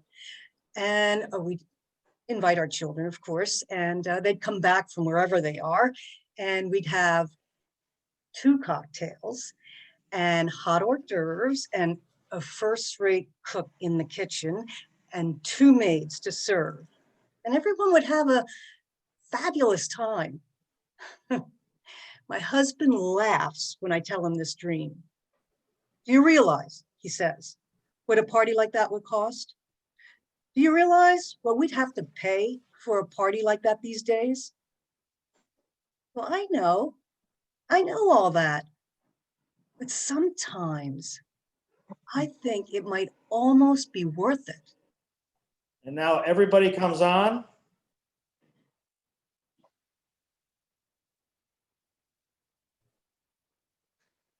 To all of us. To all of us. All of us. And end of show placard. Great. Okay, you guys. Good, good, good. Whew. Woo, woo, woo. You did it. You had a run through. Shit. Thank you. Leslie, you want to come back on? If we just want to, any questions? Anything we need to? Oh, can't hear you. Can't hear you. Can't hear you. Yeah, Les. Yeah. I think you're all incredible. Honestly, I love this play, and I think you're perfectly cast. Oh, It's thanks. incredible. Yeah, we've had an incredible run doing this. I mean, it's this same 6 people have been with me since the pandemic started. Every session since that pandemic started, and the last 3 sessions they all wanted to do something different than what we never did. We've never done this before, and I'm really proud of them too, Leslie. I'm glad you're there and enjoy. Oh, it's fantastic. I'm so excited. No, it's good. I am. You'll see a much better act 2 the next time, but act 1 I thought really popped. I really popped. tonight. I think it's incredible. And I Thanks, think Les. each of you is cast so perfectly for what you're doing. It's so Thank you. exciting. It's exciting. Good. I can't wait. All I right. think that our audiences will be thrilled. And I will tell you, I'll share with you that we are getting reservations. So Great. the Oh, mailing wow. is out there, and everybody just remember to give them my Gmail address. Cool. And Meliora and everybody can share that with you again if you need it. But just be sure, if you want to invite other friends that are not on the mailing list or not in the Polaris membership, be sure and let them know, because you should all be so proud of your work. Oh, It's thanks. so good. I'm Thanks, so Les. excited. Leslie. Thank you. Thank you for letting me sit in tonight. Oh, we're Thank you glad. for coming. Oh, Have I'll you? be introducing the piece and I'll be doing the talk back. Great. Mel's working with me on that. If there's something else that you want me to do for the talk back, let me know. Mm. But I mostly am just going to advance to them and say, you know, do you have questions about how we work from going from live stage to the Zoom and all the different things that we have to do to adapt to our new environment. So Yep. that's basically what I was going to lead the talk back with. So Great. you let me know if you think otherwise, but I'm so proud and I'm so excited for you guys. I think you're so great in this. Well, we're also happy to do it, and also happy to hopefully, you know, give Polaris as many boosts in the arms as we can give it. I thank you, Bill. I Oh, really do. Thank all of them. They are the ones that did all the work. And, you know, I didn't really introduce you to Cindy Verblin. She's from Cleveland, you know. I'm the only one not in the room. You know, you come from my background of Ohio, not Cleveland area, but Cincinnati area, Oh, a farm outside of Cincinnati. So we welcome you and we thank you for everything you're giving to us. I really appreciate it. Well, thank you. I'm happy I can help. Okay, well, it's thanks, great. Les. It's great. Thank you, Okay. Leslie. I Thanks for will everything see you're doing. I've I only will got. sign off. You let me know if you need me to do something differently or whatever. Otherwise, I will be here Thursday night and I can't wait. Okay, we'll see you Thank soon, you so Leslie much. Lynn now. I'll see ya. Bye. Bye-bye. Thank you Bye-bye. all very much. Thank you. Thank you. Thank you. Okay, guys, so that's my big general note is I'm so proud of all the work that you've done since our last shot. You know, most everybody's caught up, and everybody knows exactly where they're not caught up. I can read it on your face. You know, that's the other thing. You know, the thing that I keep saying about Zoom is that you can't fool me. You know, it's so close. And I'm really so proud of all of you guys too. I mean, I just want to, but in a completely different way, you know. I mean, Leslie was impressed because it's a great show and you guys are all, like she said, well cast and put together. I'm extremely proud because I see the incredible growth in each one of you and the spontaneity that you're now connecting your growth to. Which is really working great. So anyway, I've got Thank you. I've got about a lot of notes here. So Great. hang tight. I'm going to go through them as quickly and as efficiently as I can. Okay. Okay. All right. James, pick up your cue on how much are they asking? That's got to be a tighter cue. Pickup cue. Okay. All right. Anj. Yes. Definitely on the way out. What is that? Definitely. Oh, definitely farther out. Oh, yes. Oh, definitely farther out. I mean, that should be a very positive response. Okay. Right? Yeah. Okay. Because we got to get going, babe. I mean, I'm not going to sell this house. So let's move on to the next one. Okay. All right. It should be a really positive statement. Great. Vasily, condominium. You can say condo if you want. Condo. Yes. Condominium. Yeah. Is she going to do it in a condo? You know, is she going to use them in a condo? That'd be fine. If you don't want to say condominium because you just butchered the word. What did I say? I just need to say. I don't know. It was a new interpretation. I couldn't Right. possibly possibly repeat it. Hopefully you'll see it in the playback. Anyway, I just wanted to bring you there. 1, 2, 3. What did I mean by that? Oh yeah, I just want to give you all, this is the rhythm. I tried to create the rhythm between scenes for you tonight. When the placard goes up, you can just figure 1, 2, 3, 4, 5, and then we're on to the next scene. The placards are up for a full 5 seconds. Will we be able to see the placards or no? I don't know how that works. This is what, yes, you will be able to see them because Okay. I think Allie told me you won't be able to see if you've got your script up on the screen, which I hope you don't. But if you do, you will not be able to see that script while the placards are up. That's the note she gave me tonight.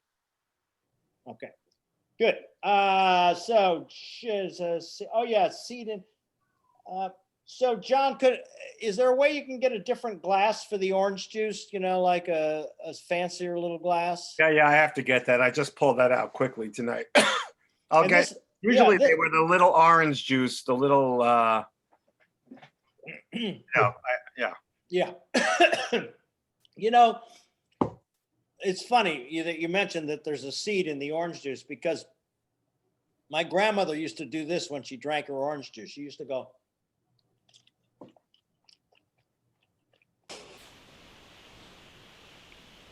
I detected this, you know, she'd swish it around and she'd feel it catch in her teeth. That's why I love this place, like out of my life, my grown-up life. Anyway, just a note that, and if the teacup can be fancier too, John. Anybody who's got a teacup, you got to fucking find a fancy teacup. And you know, oh, that's very good. Yeah, that's very good. Yeah. I think what happened was it came into the frame and it just seemed like, yeah, the further away you get, the better I can see it. So when you take your sip, pack away. Yeah, that's so much better. I use this one in the scene with Anj. Yeah. And actually, I drank it too early because she hadn't put the milk and the sugar or whatever yet. The only thing, you know, I think as the father, I think I was drinking coffee. Yeah. I use this for coffee. I mean, yeah, that's be right back. that was the one that I don't like. I don't like that. what kind of what are the coffee cups? I have to figure out what coffee cups in that time period look like. I don't know. No. Put coffee. Well, it could be. It just needs to look fancy. That's all. Just needs to look fancy. How about Whatever you got. espresso cups? Maybe a little espresso cup. That I have might be all right. espresso cups. Yeah. Okay, let's do that.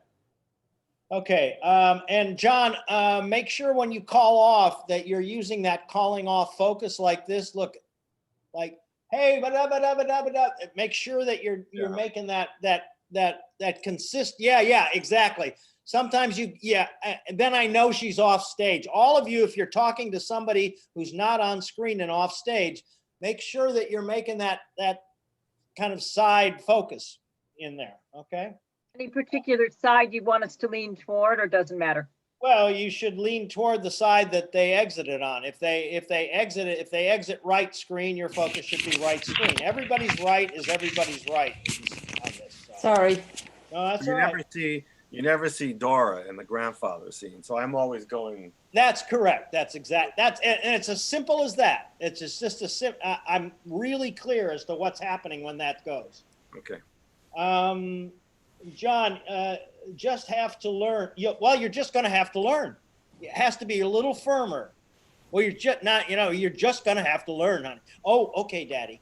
Oh, well, because I thought we had said that, with Lizzie, little Lizzie Kins, we were. I said firm, not angry. I'm saying firm because you want her to get that right. You want her to have strength. You want her to sort of have the strength of a man. It's crazy, but it's very much of its time, right? Give me that line again. You're just gonna. You just have to. You just have to learn to be whatever that. Okay, all right. I know what you're talking about. Yeah. Let's see, John. New stoplight. Oh yeah. It's that new stoplight. You know that line? Yeah. Yeah. It needs to sound a little more like like it's not my fucking fault. It's the stoplight's fault. And finally,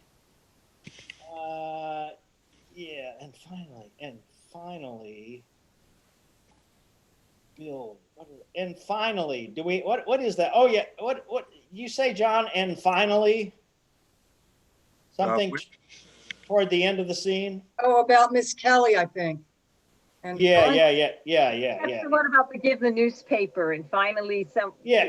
would give his mother the newspaper? Thank you. Yeah, your frustration with Miss Kelly, right, has got to start building a little bit earlier, so that you can really be in even a little bit tougher place when you get to that critical speech and what a great dinner we all have together or whatever. That needs to start. Your frustration needs to start a little earlier. Yeah. Okay, Mel. Building pressure. So this is what I think is what happens in the scene is that Mel, your character is trying to hold in the pressure that she's feeling from him, right? I mean, that's sort of her. In other words, she would really just like to say, get the fuck out of here right away. But she knows that that's not the way to deal with her husband, right? What scene are you in? Oh, I'm sorry. Oh, wait. No. I'm talking about. You're Ellie. Now you're into Ellie and Howard, right? No, whoops. Sorry. So this is Mel and Jim building pressure dinner party. Yeah, that's Ellie and Howard. Yeah. Okay. I'm sorry. I get those two mixed up all the time. So tell me how this scene starts again. Oh, I thought you'd gone. The typewriter. Oh, the typewriter. Yeah. Okay. So no, this is what I mean. Maybe I am. It is that you're holding in your anger, Mel, right? In that, right? And what he does is he keeps building the pressure. Right. Right? Those two dynamics have got to sort of work with each other. That's really the dynamic of how that scene. So Jim, you need to continue to put more pressure on her. You need to up it a little bit. Your angst with her has a really nice angst. I love it. But it's even, it's level. And I need you to start, and then she will be able to find it more difficult to hold it in. And it's those two elements that'll add the real cream to the coffee on that scene. Like, don't let any air out of the balloon. Just keep it. Gotcha. Absolutely. Okay. And Mel, when he says, well, what about we have a dinner party? And I thought you were like right on the edge of a laugh, and I give you permission to take that laugh because it is the dumbest suggestion that he makes the whole time. And It'll actually might be a really nice way to release some of that pressure that you're holding, that it just is so absurd that it's ridiculous. Okay, that's great. And then see where that takes you to the end of the scene. I think it's going to be really neat. Okay, Cindy, what do you have? You have a shush, right, in the next scene?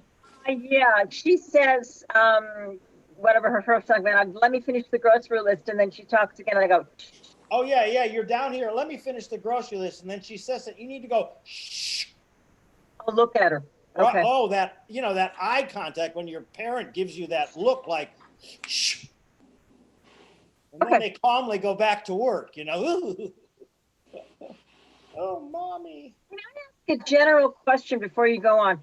Yeah. I think it was it Anjani or Melanie? One of the rehearsals, we were looking at the difference between looking at each other and looking at the camera. Yeah. What would you prefer if there's a choice? I'm telling you, there's a few cases where I think really the only situation is when you're focused on something like I just told you, like a list or a cup of coffee, and somebody does something, and then you come back and you need to make direct eye contact with that person. You want to go directly into that. So the camera. Yeah. For a few.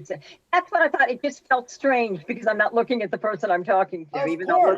Of course. Zoom acting. Yuck.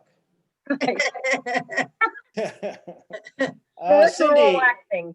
Cindy, firmer on wait till I'm finished. Will you wait till I'm finished? Okay.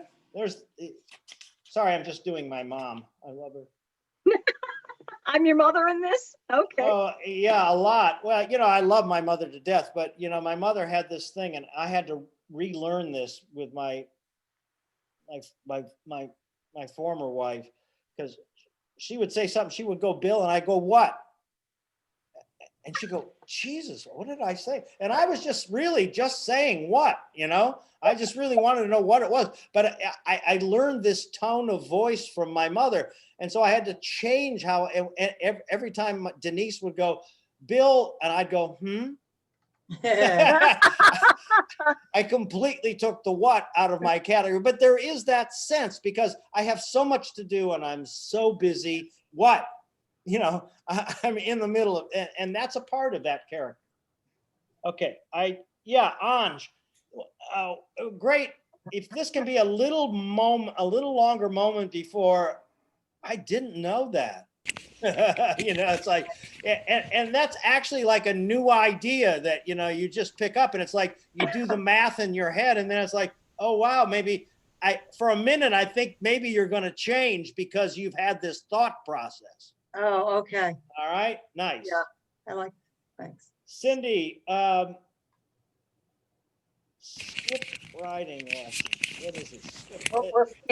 Skip riding lessons. I just wrote down clarity. There was a problem right in that area of clarity, meaning that you were going a little too fast and tripping over the words. So just look it out there so that you're because you have to be very clear about, your maiden sister's flings. In love with a riding master, or at the end when I say we'll skip the riding lesson? Yeah, skip. It's that speech that I want you to be very sure that you know this story and that you don't know it so well that you're running over it, but you know it so well that you will never forget it. So there's a clarity to it.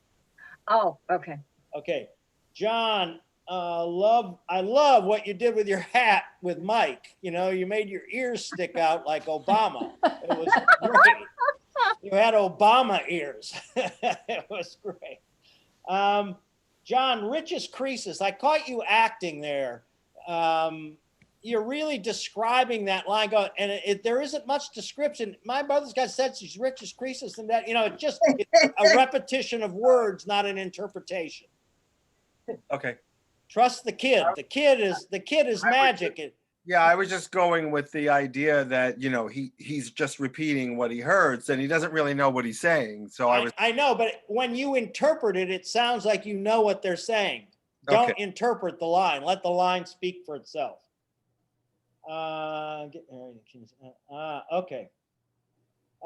Vasily, I just have a prop note for you. Is there a way that you can go online and look up some architectural drawings online and see if you can actually get something? Yeah, I was thinking about it. But it's just like, I was just thinking, how can I parade that? Should I just unfold it in front of the if you put it. Look, if you on the positive side unfolded it and we saw the whole plans and it just blocked the screen and then you turned it around and put it down, that would establish it. Oh, I see what you mean. Okay. See what I'm saying? Mm-hmm. Okay, cool. John, this goes back to the last scene, is you're going to get married. I want that to be an accusation. You're going to get married. You're going to fucking get married, aren't you? And that's where the turn starts on Aggie. So it's an accusation of marriage. And then everything else, how it's you're going to love your own kids. That's another accusation. And that will get you to the end in a much, much more dynamic way. And I'm not forgetting about you, Mel. I'm just in awe of some of the work that you're doing. And, I got nothing to say. I believe me, you know me, I won't hold back. But I love it. I just love some of the things, especially in this scene. This scene just tickles me to death. Thank you. Jim, thought we planned to open the rooms up. Yeah, that should be more aggressive. Like, what the fuck? Didn't we just have a conversation? So it'll give you a way to go. If you start out really irritated and then hold on to that irritation, and then as a psychiatrist realize that he's making you upset, and then you turn it around. But you need to have a little what the fuck are you talking about in the beginning. Okay. All right? More aggressive. Vasily, soon, Buzz. Sorry. Yeah, just the clarity, Vasily, and everybody, you know what I mean by clarity. It just means that you have to really establish the word. And then you go, soon you do this, and then buzz, buzz, buzz. A patient comes in, and then you do this, and buzz, buzz, buzz. And what it's coming out with is you do this, and buzz, buzz, buzz, and you come. And that's exactly right. That's the right rhythm, Vasily. It just needs to be clearer, clarity. Okay, the rhythm is right. Wow. You were in such a great place just before you did your confession, about how horrible it was at the dining room table. You were in such a great place. Some of the best work I've ever seen you do. And then you got to hold on to what that is at the beginning of the convention and just allow it to go a little bit further. You had it, and then you sort of backed away from it. And I want you to have it and use that as your base, begin it, and then follow through on what you learned there. It's really nice. You mean when I do confession already about my? Yes. When you go back and you go, oh no, it was terrible. It was terrible. And then just start venting. Just start venting, because that's what I mean. Mm-hmm. Great. Got it. Yep. Party. Okay. Party scene.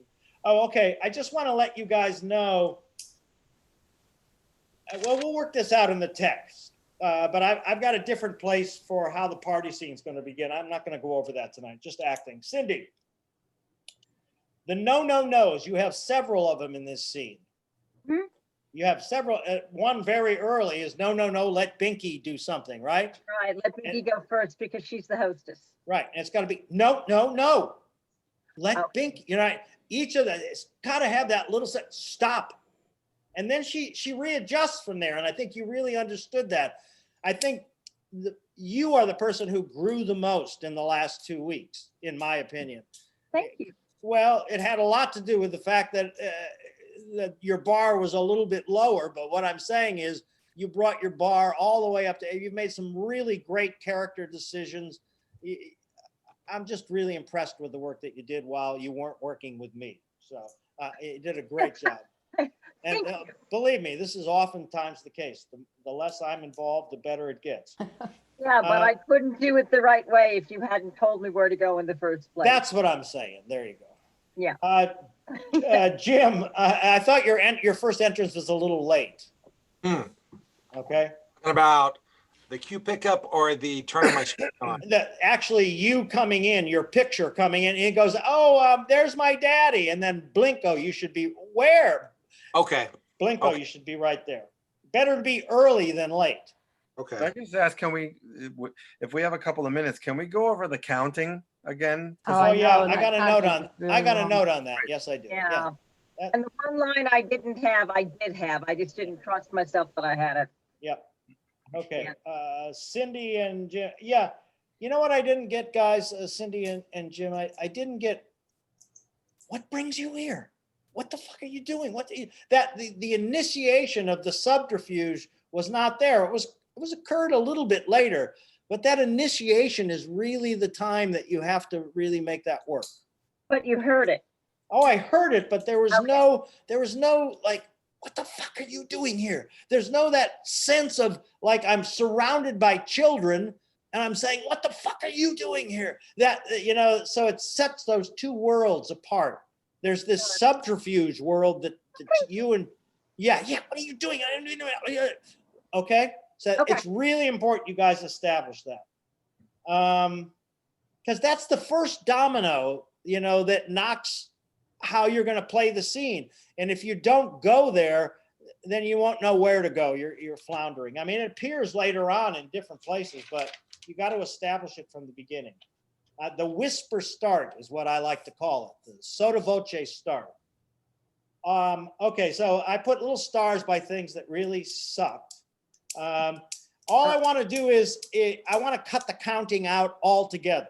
Good. All right.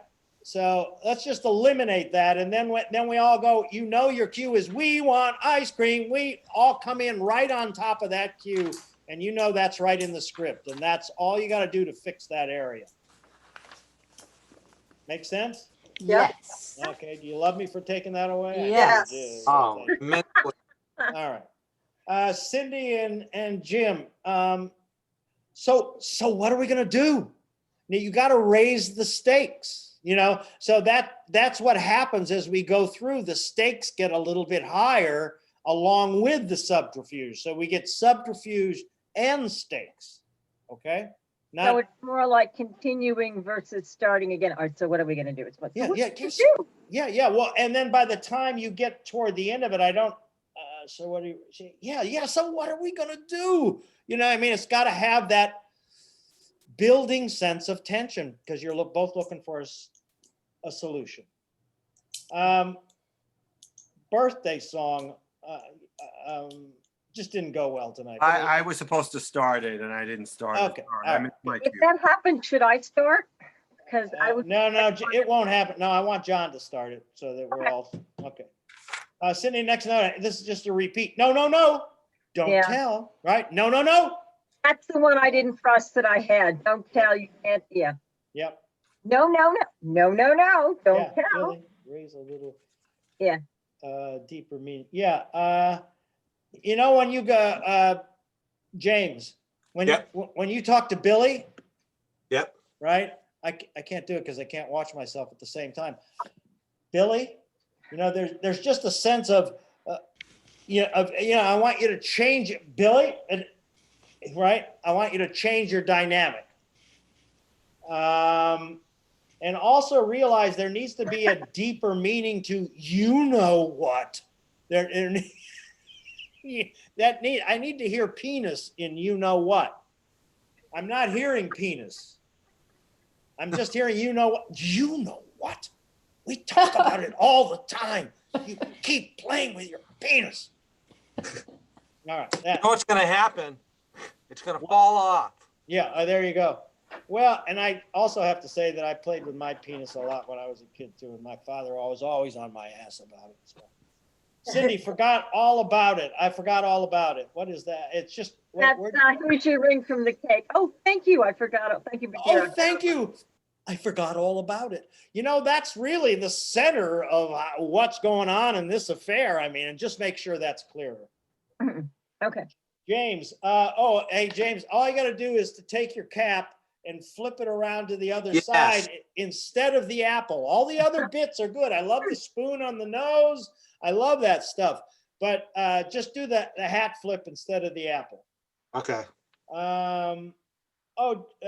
John, in the next scene, do you have any half glasses? Like those half reading glasses?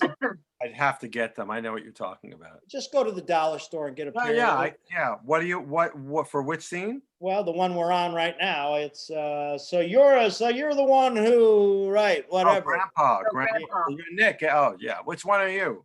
Yeah. It'll be because you're over the top of them anyway, and I love not seeing the reflection of the glasses in your face.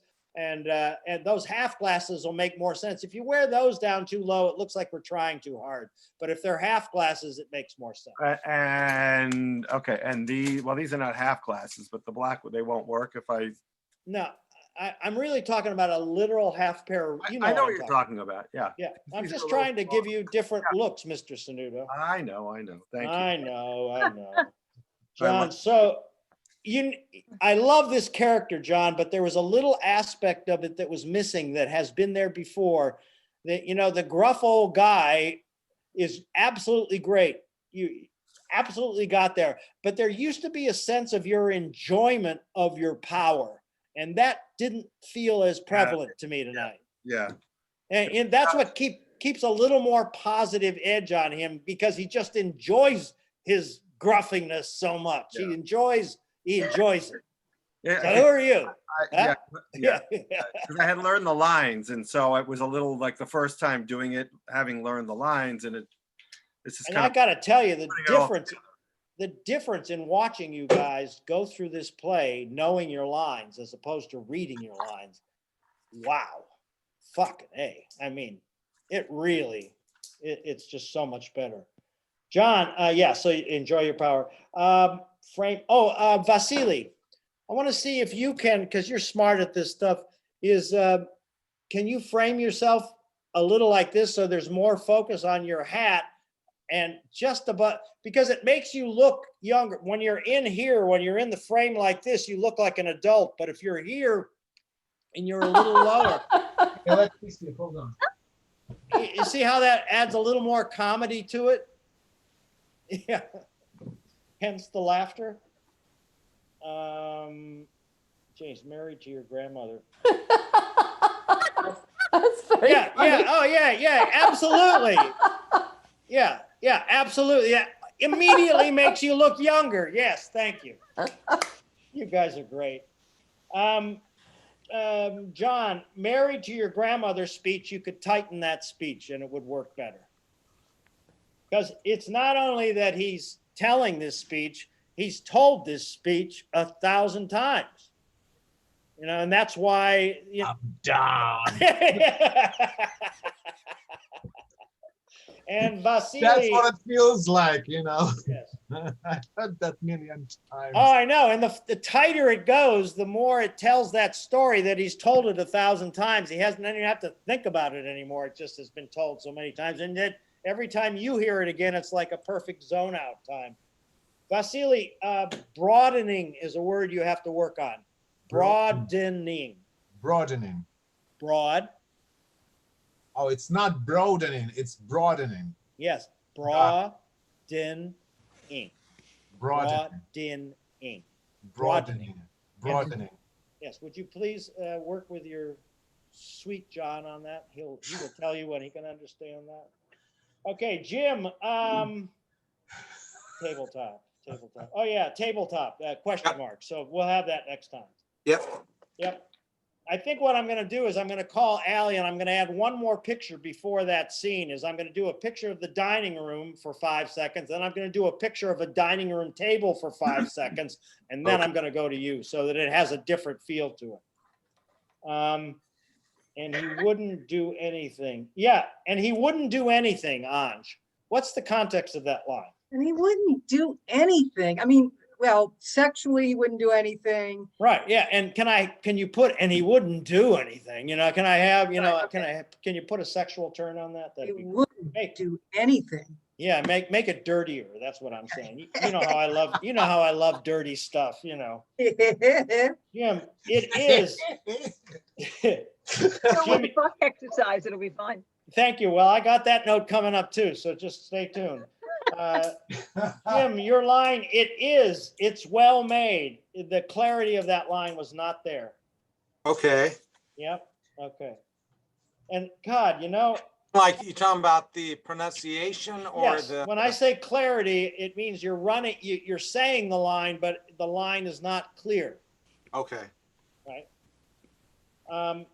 Is it your line that touch what I was working on? What is that, your line? I made that one up tonight. Yes. Did you? Oh, God. Well, if you make it up again, make it sexier. Okay. All right. Yeah. Yeah. If Yes. Mr. Gurney's dead, so he won't care. All of you on the entrance into the dining room, as soon as the song is there, you all come in at the same time. You all come into the dining room once the song is going. Yes, yes, turn it down. I'll turn it down. And Is then, it turn it down? I'll turn it off. When do we go up? let me just double check here. Wait. Did you turn it off when I started talking, or did I knock it out?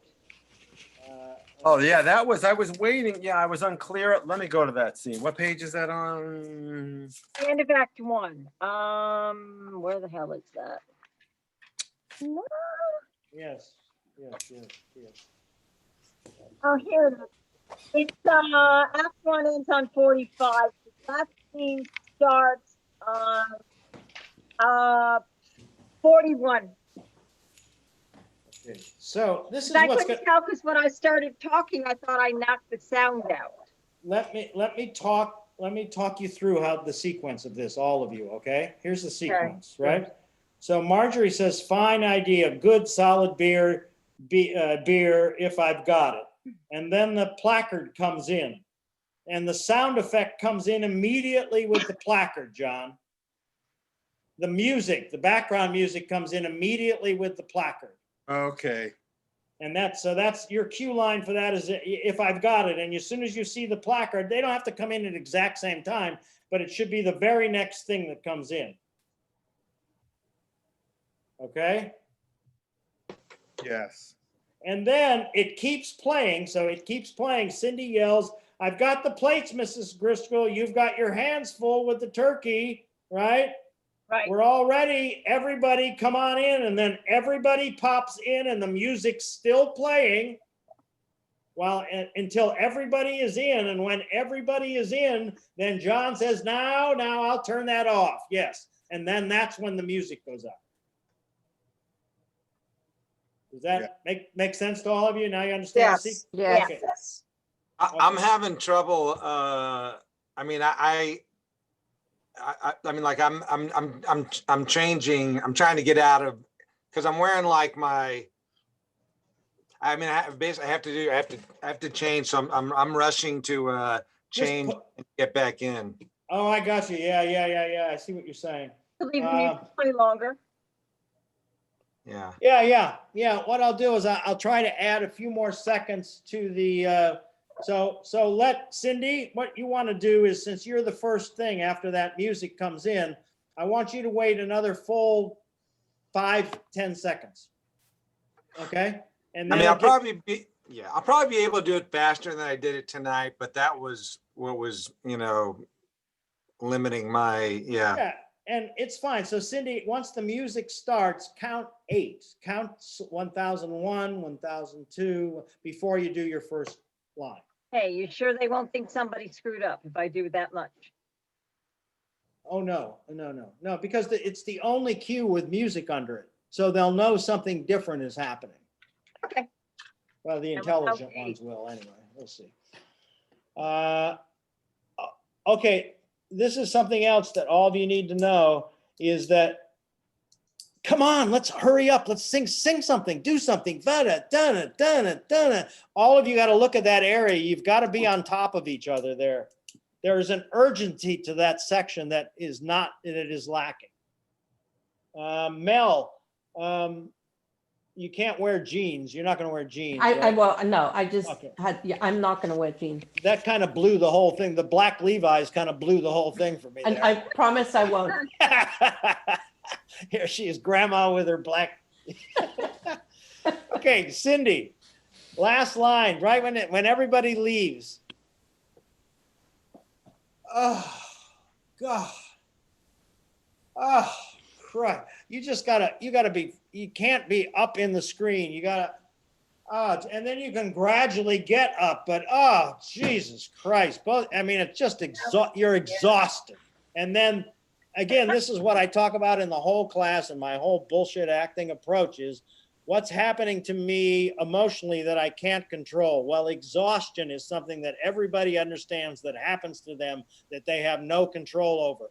So you create the exhaustion and you speak through it. You see where the exhaustion takes you. Okay. Right? Okay, good. All right, Act 2. Mel, can you button the top of her shirt? Yes. Okay, good. Cindy, that's good. Cindy Moore. Cindy, oh my God. I think you can take a little more of the editor off of her. You can still be a little more outspoken. And like Mel said last time, it is so great when you sat back, and you put your thing up here. And you can also take your computer screen while you do that and adjust it that way so that, I did. I was like this. Yeah, I know. You had a really outrageous position. And the more you did that, the better it worked. Okay? Great. So I also put a star by this scene and I think the two of you need to go over this. It's not that you guys don't understand the scene or the characters. It's just rhythmically, it's not rhythmic. It's not right rhythmically. It just feels like you don't know it well enough.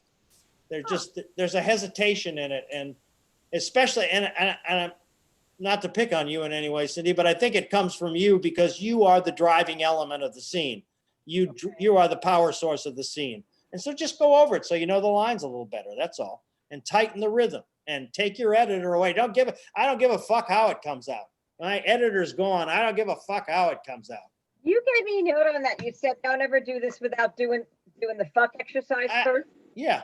But the fuck exercise, when I did it with this, it made her really angry. Is she all that angry or she just doesn't care anymore? Well, yes, and yes. Okay, so it's both. Yes, it's All right. both. It's absolutely both. But anyway, my suggestion is that you and Mel get together this week and run those lines so you got them like all. Cindy. Okay. And Cindy, I want to change. When you go in and out, I don't want you to click off. I just want you to move out of the screen. I'm changing my mind on that. That's really working, with everybody with their solid background screens. When you move in and out of the screens, it's really good. It's really clear what's happening. And so do that in this scene instead of the other when you go off stage. All right. All right. Next scene, Anj. Again, I didn't like your teacup for some reason. It didn't seem. Oh, really? Let me see your teacup. Yeah, I guess. Yeah. See, when I can see the design, it's a little better. Or maybe I'll use this. Oh, one. yeah, that's better. Yeah, that's Okay. better. Yeah. All right. The Okay. handle's cute too. Yeah. Oh, well, all of the choices that you're making with your characters are great, Anj, visually and emotionally too. Thank In you. this scene, however, I felt that there just needs to be the rhythm of confidence, the rhythm of, come on, Stuart, come on, let's go. There's a sense of confidence in the joy that you are feeling. Who are you talking to? Me? Yeah. Which scene? The scene where, where you've just screwed John and, Okay. there's just, Courtney. I'm very confident that nothing's going to fucking happen. That's right from the very beginning. And Okay. see there, in fact, then becomes the conflict of the scene because John is in completely the other end of it. Right. Okay. Gordon, please. Don't be afraid to just find, this might be a reason why the other husband is out away from you all the time. Right. Okay, I'm just saying that revealing that side of the character tells a deeper story about the character just in a line or two. Gordon, please. I mean, Jesus Christ. Just think Elaine Stritch. Right. Every time you do that, Bill, it reminds me of Elaine Stritch in this scene when you talk to her about Oh, this, does it? Oh. about this character. Gordon, come on. Come on, Gordon. Yeah, John, had sex. Yeah. you have a line, the car. The car stopped. Yeah, and it shouldn't sound like the fucking car. Fucking car stopped. There should be a little fuck in there. What the fuck is the matter with you? I'm talking about the car, for Christ. Yes, the car. God. The car. Jim, hat. Jim, in this scene, I just hated the writing on that cap. It just didn't seem right at all. Remember what I wore? I don't know. I meant to wear. I had one that says Columbia, and I did that last time, and I think I couldn't find it. Oh no, I can't remember what I wore. Well, show me your hats, and I'll tell you which one it is. You wore Columbia last week. Yeah, it was a black hat. No, not that one. Not that one. That's a good hat for that scene. Oh, it was. Was it this one? That's the one, because I kept reading Barlow Boys, and what the fuck does that have to do with anything? Yeah. I meant to use. I got one around here that's Columbia. I just couldn't find it. Okay, well, good. All right. Anj, I'll write it down. Yeah. Anj, start to adjust your pace a little bit on, well, what brings you here? Tighten that pace a little bit, Okay, right? okay. Because you're compensating, right? Right. All right. And you're just trying to keep the conversation going so it doesn't go like, what the fuck is he doing here? Right. Okay. And John, you too, that's you as well. Do you have a goodbye? Oh yeah. What's your goodbye to give me the line set up before you say goodbye to what is it? You won't have any more tea? Yeah. And he says, I've got to go. I've got to go. All right. I say, all right, goodbye. All right. Goodbye. You know, there Hi. needs to be a double meaning in that. Like, I know you're fucking me over here. I know this, you know, needs to have a little Okay. more And then double I say meaning. goodbye to her. Were you talking about me as well? No, no, Oh, you're okay. fine. You're Oh. fine. Bye. Your chicken ass is trying to get out of the house. That's Yeah. all it is. Anj, happen to be having, yeah, a little more parental with your son. We happen to be having tea. You Right. know, like, what, do you think I am fucking around? How could you possibly accuse me of that? You know, needs to have a little bit more of that. I'm holier than you think I am. Right. And I'm not drinking because he's Yes. probably afraid that I'm drinking also. Yes, yeah, absolutely. And this is a tone of voice that he's used to, so he knows. Right. Okay. You know, he knows you're a liar. If you're an alcoholic, you're a liar, period. Right. He knows that, and he grew up with that. And even though it's not a problem now, realize that he's grown up with that for a period of time. Happen to be having tea. Yeah, right. So we happen to be having tea, you stupid idiot. You know, it's talking to your son, putting your 17-year-old son in his place, even Right. though you can't do it anymore. Cindy, in the Tony scene, I thought the lines were really tough when you weren't on screen. So just read them, because you're not going to be on screen, so that you can get the rhythm in that speech. Because Aunt Harriet, well, you see, Tony, this is that, and we also do this. You have to really know what you're talking about and speak in a rhythm like you know you're talking about. And you have the easiest gig of the whole evening in that long speech. Is you're not even going to be on screen. It's just going to be the pictures of the stuff you're talking about. Yeah, I did read it. How did I read it wrong? It wasn't confident. It wasn't like I know this like the back of my hand and like, oh, this is my history. This is my life. This is my love. It needs to have that sort of rhythm to it. Okay. A project. Yeah. Here's another little interesting twist. When you go a project, you should be really impressed with that for a moment until you start hearing what it is. So that what you're doing is you're climbing a little higher up on the mountain you're about to fall off of. So it's almost like a project is a compliment. Okay. All right. And then you've got a really great place to fall away from. Such as what? Yeah. Such as what was a little too upset, a little too early. Yeah, such as what? You know, just hold it in and then the end is great. Okay. Okay. All right. Mel, action to get him alone. So your action in the beginning of this scene with Jim needs to be to get him alone and get right to the subject, because he has an attention span of about 3 seconds. And I don't feel that real sense of the urgency of the directness of getting him right there. And I think everything else is in place, but the beginning of that didn't feel genuine to me. Okay. Yeah. And Jim, tighter rhythm, get taught. Yeah. So Jim, you need to have a tighter rhythm in this scene, because all you want to do is get this fucking talk over with. So whenever I want to end a conversation, just remember that your action is to try to end this conversation as soon as you possibly can. Okay. That's your opening action, right? Then here's how My it opening manifests, action is right? to avoid, but then is to end. Gotcha.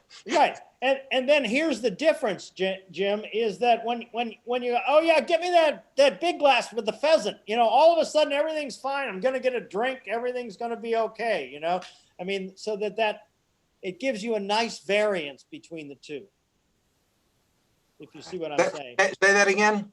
Well, what I'm saying is that little section when she goes up, you know, and it starts with, I think the sun's past the yard arm, isn't it? Yeah, Yep. Isn't it past the yard? And you got to enjoy. This is fine. This is good. Now, oh, I like that glass with the pheasant on. And you know what? She told, you know, so that it gives you a variance from what you initiated. I get you. And also it's, You're comfortable with a drink, but you're not comfortable with your daughter. Wow. Does that make sense? That's a really Yeah. clear way to say it. okay. Not at all comfortable with my daughter, so I want to get it over with. And then when my daughter's out of the room, I feel like myself a little bit. Yeah, give me the thing over the yard arm. Go make me a drink. Yeah, I like the glass with a pheasant on it. Yeah, absolutely. Okay. All right. And oh yeah. Take your drink, Jim, before take whatever you got left in your thing. Go. Now let's review the bidding. You need that whole shot before you do that. All right. Take that whole drink. Okay. All right. Before let's review the. Okay, I'm on. Let's review the bidding. Yeah. So it's like. Okay. Well, so there's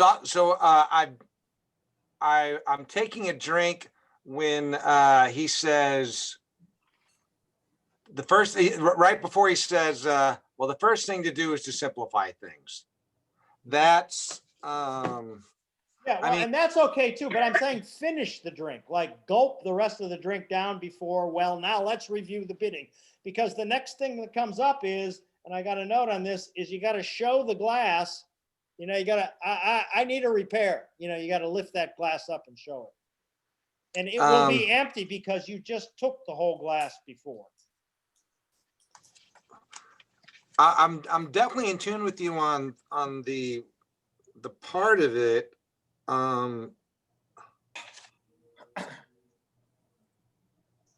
So, but I leave when she tells me that she's dating a woman, which is a little bit later. Yeah, I mean, that's much later, but it's when you start to review the whole thing. Now let's review the bidding. What I'm saying is it's okay. Now let's review the bidding. I just got to hit a shot. I'm ready to go over it all. And okay. Okay. Got it. All right. And then show your glass for I need a repair. Oh, okay. This must be John. Yell for birth. Yeah. John, would it be button your shirt? Does that make sense? When you're with Bertha, it's the Bertha scene. Oh yeah, as the little kid, button your shirt all the way up to the top. All the little wasp young kids in those eras always had their top button buttoned. This is the little kid like he's a fruit. That's the one, you know, the binkies. Yeah. Right. Did you like that shirt though? It had yeah. That's okay. Yeah, but button it all the way up to the top. Right. Okay. I think what I'm gonna do also, Bill, is I'm gonna take pictures of my characters and everything that I'm gonna wear, because I was kind of throwing things together again. And I mean, some stuff I already had planned out and some of it I wasn't, and I'll just pass that by you. Well, you don't have to pass it by me, John. This is what I want to tell you is that these are the kind of decisions that I'd love you guys to make, and make them for yourselves. That's, you know, because it makes you feel like the character. It makes you connect with the character more. I mean, it could be a directorial decision, but I love it when the actors are going. My favorite thing is when an actor comes up to me and they go, "Listen, Bill, I just went back for my costume fitting, and it's just not right, you know." And a lot of directors get upset with that, but I love that aspect of the fact that the actor knows more than the costumer about the character. And so all I'm asking you to do is to make those decisions for yourself, because you guys make such great decisions. Okay, so last thing here, let's see. Vocal difference. I would also recommend, James, that you and Mel run over the lines in this section. This was a starred section for me. Okay. In Meg and Jim, you're talking about? Yes. Okay. Yes. Yep. Okay. And Cindy, yell for Bertha.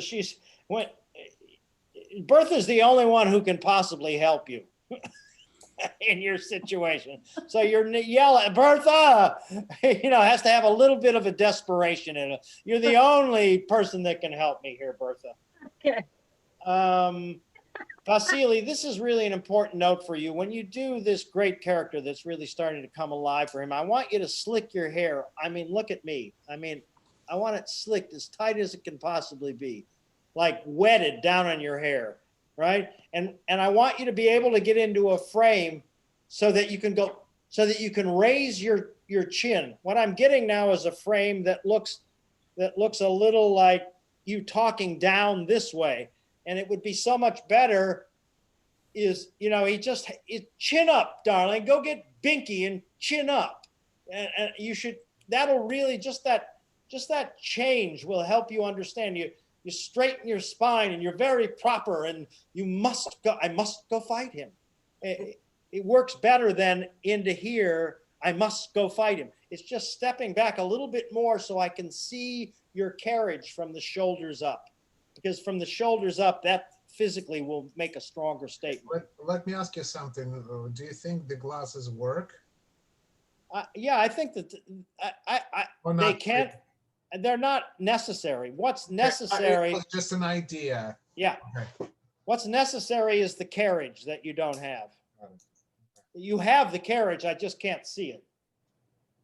You understand what I mean, right? And I'll go over it in if it doesn't work, you know me, I'll go over it in the tech. Chin up, hair slick, good. Not ready, Bertha is not ready, Bertha is on the screen, isn't it? Yes, I think so. Yeah, it's the end of another line. We're not ready yet, Bertha. Oh yeah, don't we're not ready yet, Bertha, and then Bertha disappears. Am I right about that? So I have to wait till she shows up. Yeah, I don't know why I made that note, but Because I anyway. yelled it before she came on. Bingo. Say All right. that again, Cindy? I said it before you came on the screen that we're not ready yet, Bertha. I have to wait to show up. And then I've got Yes, to come on. yeah. The joke is she shows up on the screen and you go, "We're not ready yet, Bertha," and then she disappears. So That's I am putting the video up at the bottom of page, page 60. Everybody should know, that's Emily. And that's when I'm doing video up. Is that correct? Yes. Okay. Yep. As long as your entrance is correct, that'll be good. Okay. Yeah. Not ready yet. Yeah. Because you understand the joke, right? Is that Bertha arrives in and she goes, "We're not ready yet, Bertha," and then Bertha disappears. This is another starred scene for me, meaning that I really didn't think that you guys knew what you needed to know well enough to be able to establish the rhythm that you understand of the character. So I'm just saying that maybe you guys ought to get together and run that rhythm. Cindy, to your mother's club, to your mother's, to the club. What does that mean? Oh, David, you and I will drive down to the club. Yes, yes. And wait for the results wait for the outcome in the visitors lounge is what the line is. I didn't quite get it right. Okay, yeah, I had a clarity note on that. Yeah, and same thing with your very last line, Cindy. What are your very last lines? I messed that up. The actual last line is when she says, "Oh, what for heaven's sake, is it true?" Well, it may be, but you don't say it to your father. You don't say it to him. You don't say, oh shit, now I've got it all fucked up in my head. Well, there you go. It says, well, no, I had it because this is one line I did have. Well, it may be sweetheart, but you don't say it to him. Yes. You don't say it at the club, and you don't say it within a 10-mile radius of your father. And that last, and you don't say it within a 10-mile radius of your father. Yeah, all those other things are possibly permissible, even though you're saying don't. But the last one is, and you don't say it within 10 miles of your father. And I started it with the father, so I'm just going to have to repeat. Okay, that's what happened. Okay, yeah. So the next scene is John. It's another old man, right? Yeah. You must go over. For your very first speech, you got to go over the fuck exercise with that. Your very first speech, you got to do the fuck exercise with that speech. The character for me, and I think you don't know your lines well enough in this scene, right? This is one of the ones you haven't really spent time. Is these are the words that really describe this character to me. Is he's efficient? In other words, you need to roll through this thing like a steamroller if you can. He's efficient, he's meticulous, and he's organized. That's who he is. And that all can be told once you know the lines well enough to establish that rhythm. Yeah. And do you actually have a picture of you that we could put up, a younger picture of, a little younger picture of you? You know what? You know what I did? Wait a minute. Because I would love to use that. You know, I actually pulled out a picture. It was a picture of my father. I found a picture of my father because I look a lot like him. And I had it right here with all my stuff. And then it got lost in. Well, let me reinterpret that for you, okay? Yeah.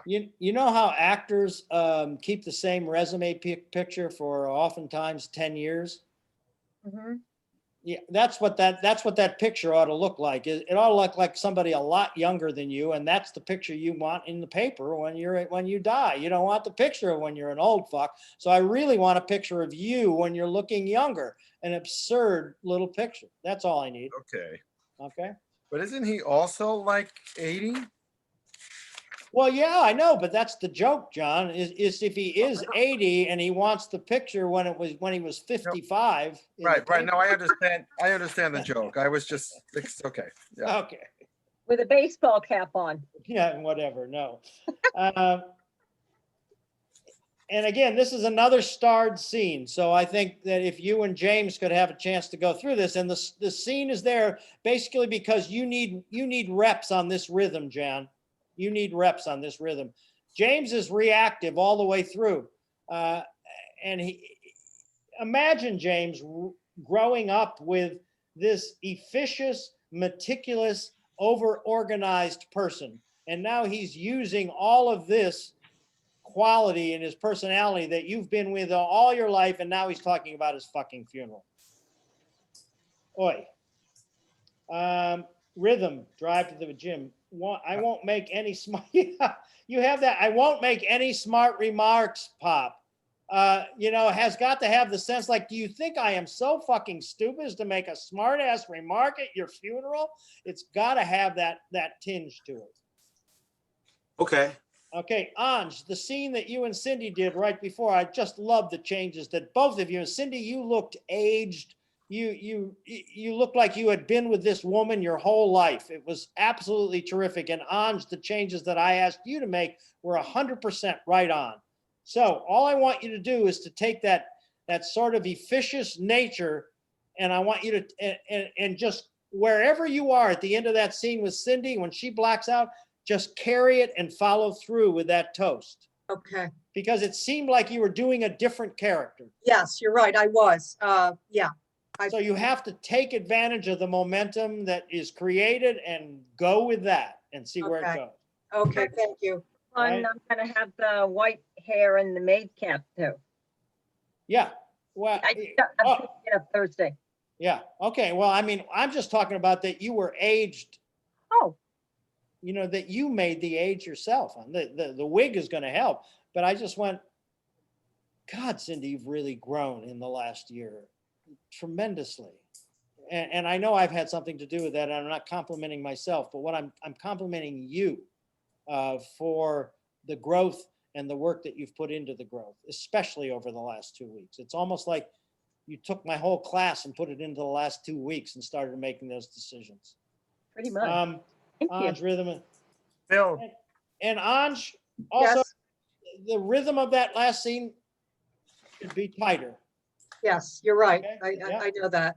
Thank you. Bill, can I ask you a quick question? Because I don't want to forget.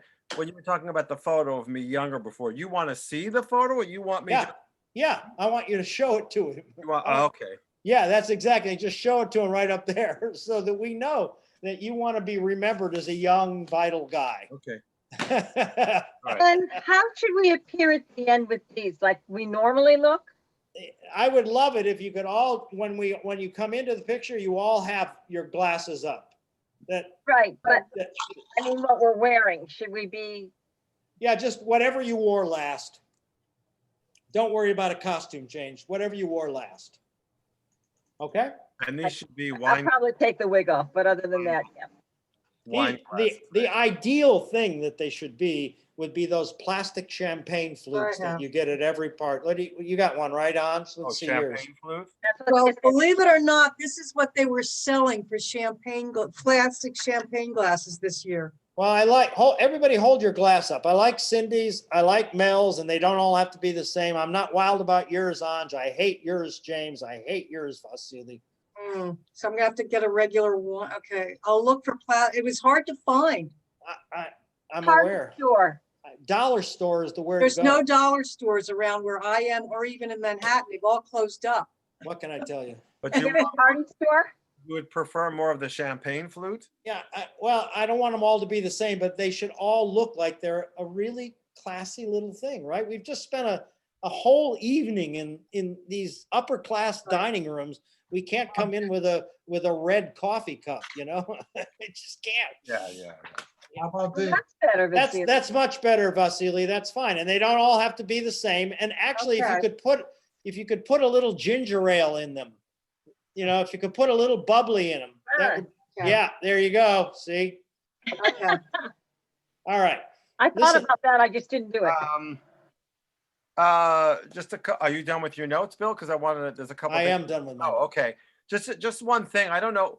I don't remember. I think it was the second act. I don't remember which scene we were in, but it was either Cindy or James. I wasn't hearing your lines at a point. Does anybody else remember this? I wasn't There were a Not waiting hearing for it. your lines, and I didn't hear them, so I just kept coming in. I Okay, think Vasily came up with something. He said if I sat no, wait, it wasn't Vasily. I think it was Anj. If I sat too close to the mic, you couldn't hear me. Can you hear me when I'm up here? yeah. Yeah. So that's weird. Now it's working. I don't know. Yeah, there was Anyway. one time with Bill. James. Then it was when just a technical thing. Okay. I Yeah. couldn't hear James, and that's when I said, did you say? I knew that. Oh, I didn't hear the line. I knew that. And believe me, it's Zoom acting. I just have to reinforce to you. You know, you'll deal with it. You'll push through it. Yeah. You know. The other thing, two quick things. The other thing that I want to say is that last costume change into Harvey for the funeral scene. That's I got to figure out what to do there.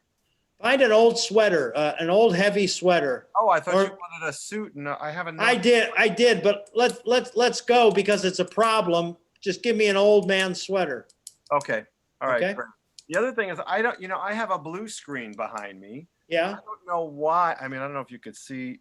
I Yeah. don't know why I'm coming out as my background is totally black. This is weird. Yeah, we're all different shades of blue. And Yeah, my I hair don't- is At turning least I yellow. see you I- all. I never wanted you all the same color, so don't worry about that. Right, but I see everybody's background. My background is black, and I don't understand why. maybe Well. it's too far away. Or the light, maybe your lighting. Yeah, if your lights aren't on. Yeah. Do you have lighting on? I have a ring light. Yeah. Yeah, that's what I I have have. a ring light. See, this is the lamp, the dimmer lamp that I have. If I turn that up, then you see more of the background. It seems, Yeah. Listen, John, I think you look great. okay, fine. And then this is the 3 bulb thing. There's only 1 bulb on it. I'm Casper the Friendly Ghost. Listen, you guys solved one big problem tonight is the unity of the backgrounds and how the lighting works and all that stuff is great. Okay. You've solved that problem. So don't make another one for yourself. You're in good shape there. And my only note to you guys is if I said it was a starred scene, meaning that you need to go over it, spend time on it this week. Okay. We got a group scene we got to organize together. Yeah, and do we have an official start time is 6:30 for the tech? Right. And we'll start teching and going over stuff, and Anj, you get there as soon as you can, Okay, great. okay? All And right. thank you very much, Bill, for doing Yeah, it. thank you. Yeah, thank you. Listen, I just want you to know I love all of you guys so much and have been so privileged to work with you guys on this one particular project, something that I didn't even want to do. Really don't want to do a Zoom play. And I just really had a great time doing it. And so thank you. And we'll do our tech on Thursday at 6:30 and get this sucker done. All right. Quick question. Okay. Yep. Do you have any idea when the next 6-week session is going to start? Yeah. I'm going to take 2 weeks off and then we're going to start. So 2 weeks so let's see, we're doing 8, 9, 10. So it'd be the 24th of January. Neil Diamond's birthday. How silly? I Okay. just know that. Is I it don't know. possible? I know you're very, very, very busy, but would it be possible for you to send this class as soon as possible? Yes, So I'll Yeah, do it. we can Yeah. watch. Okay, great. Are Great. we gonna get to see the live thing on tape? Yeah, yeah. Good. I'm pretty sure, yeah. And we're going We're back not to, supposed to do that. You're not, oh yeah, you're not supposed to do it because of the rights. Yeah. Yeah, you can't record it. If it happens by mistake. you Yeah, know. well, do you ever see your performance when you're on the stage, Cindy? Well, if I Yeah, ever, because we if take I the by thing. mistake recorded it, I'm gonna Exactly. keep it for myself. I'm not gonna share it. Right, of course, right. And Okay. if you do I do it have by no idea how to mistake- do that on this thing, so. Yeah. All If I'm you do saying it is by don't get mistake, caught. Miss Lily, we'll understand and. Yeah, don't get You caught will- because I'm SAG after. I don't want to lose my union card. Nobody wants to I would get caught. never do these things to anyone. All right, all right. See you guys. Relationships are much valuable to me rather than money. So Mwah. Oh, so Well, Bill, but I don't mean as a violation. I mean as so we can take a look at what our of progress. course, just like any other class. I know. Right. Well, Yeah. You can't tell anybody, okay. the Well, yeah, I yeah, you put- can't put tell myself anybody, on no, here. and you can't play it back for anybody, and you got to Oh, erase no. it once you watch. no, no. You've No, I got don't do to, that. otherwise, I mean, Mel's name is on that thing, so you can't fuck her over like that. Yeah. Okay. Okay, I've got to go. Thank you, everyone. I'll see you Thank you. Thursday. the next I six love you all. sessions gonna be Love you themes all. and monologues again? The What's next, that? we'll talk about it. We'll talk about it. The next 6 week session, you guys motivated me to do this. So if you've got some other ideas, you follow me through, all right? Sealy was suggesting the shadow box. Yes, we were Oh. talking about. Oh we my only need to fucking, get is that 2 more 6 people. characters? We only need to No, get 2 actually, it's more. 8. It's 8, so we'd have to get 2 more. I can do that. All right, I'll think about that and I'll take a look at the